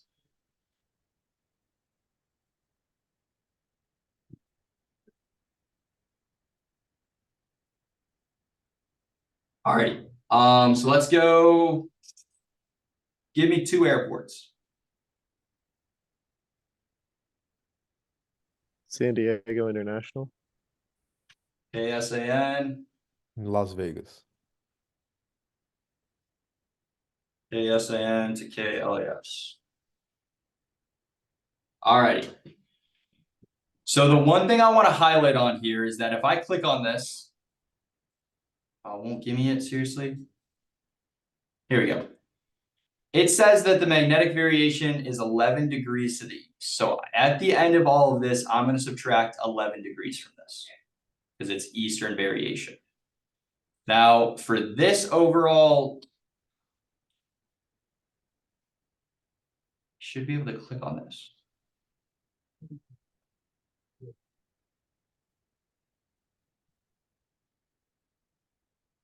Okay, I'm gonna do it on my phone because it will let me on there. So if you guys had ForeFlight, you'd just be clicking on that. We go KSAN to KLAS. I click on it and it says that it gives me a course of, what was it, 11 degrees, right? That was the variation. So it gives me a true course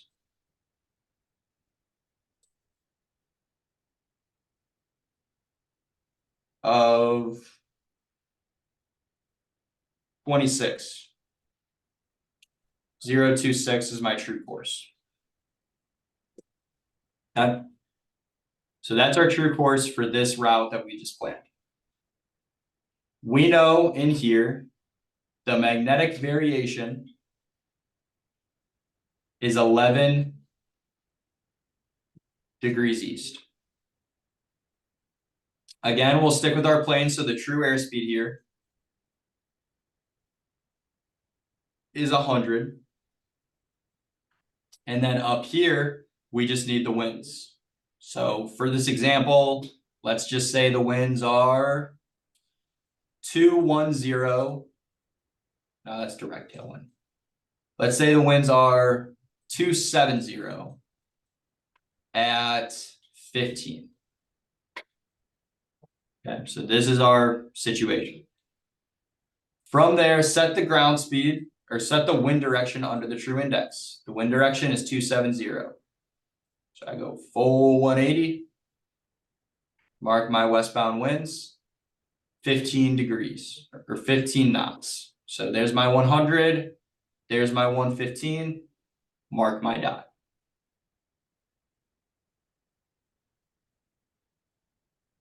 Then from there, set the true course under the true index. Well, my true course was 026, right? So I'm gonna go all the way over here. There's my 026 right there. And then I go back up. Slide the wind velocity mark to the true airspeed. My true airspeed was 100. So I take the whole thing and I slide it until my mark sits on the 100 true airspeed line. From there, your ground speed reads under the center point. So my ground speed is about 106, 105-ish. The wind correction angle reads between the center line and the wind velocity mark. So this is where my true heading is coming from.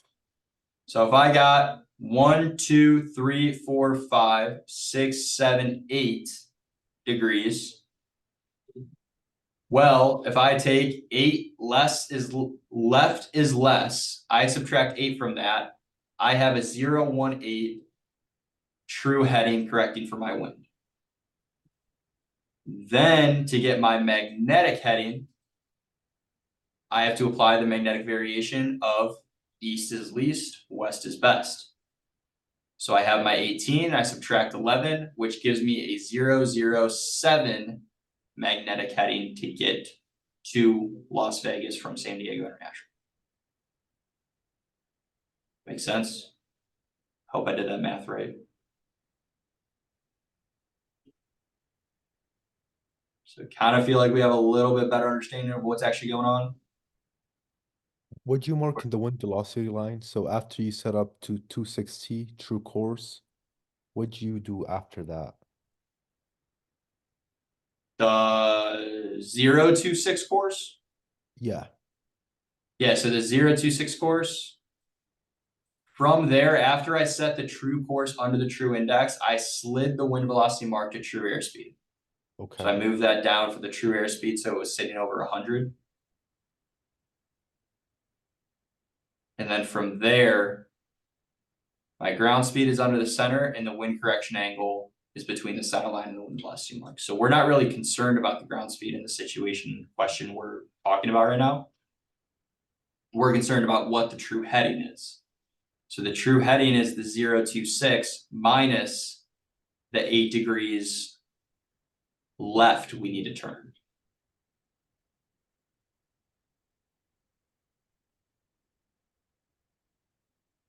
So I have 8 degrees of wind correction and it's to the left, which means it's less. So I just take the 026, I subtract 8 from it. And then I get my true heading. And then I take the variation of east, variation of 11 degrees. I subtract east is least. So I take 18 minus 11, giving me a 007 magnetic heading.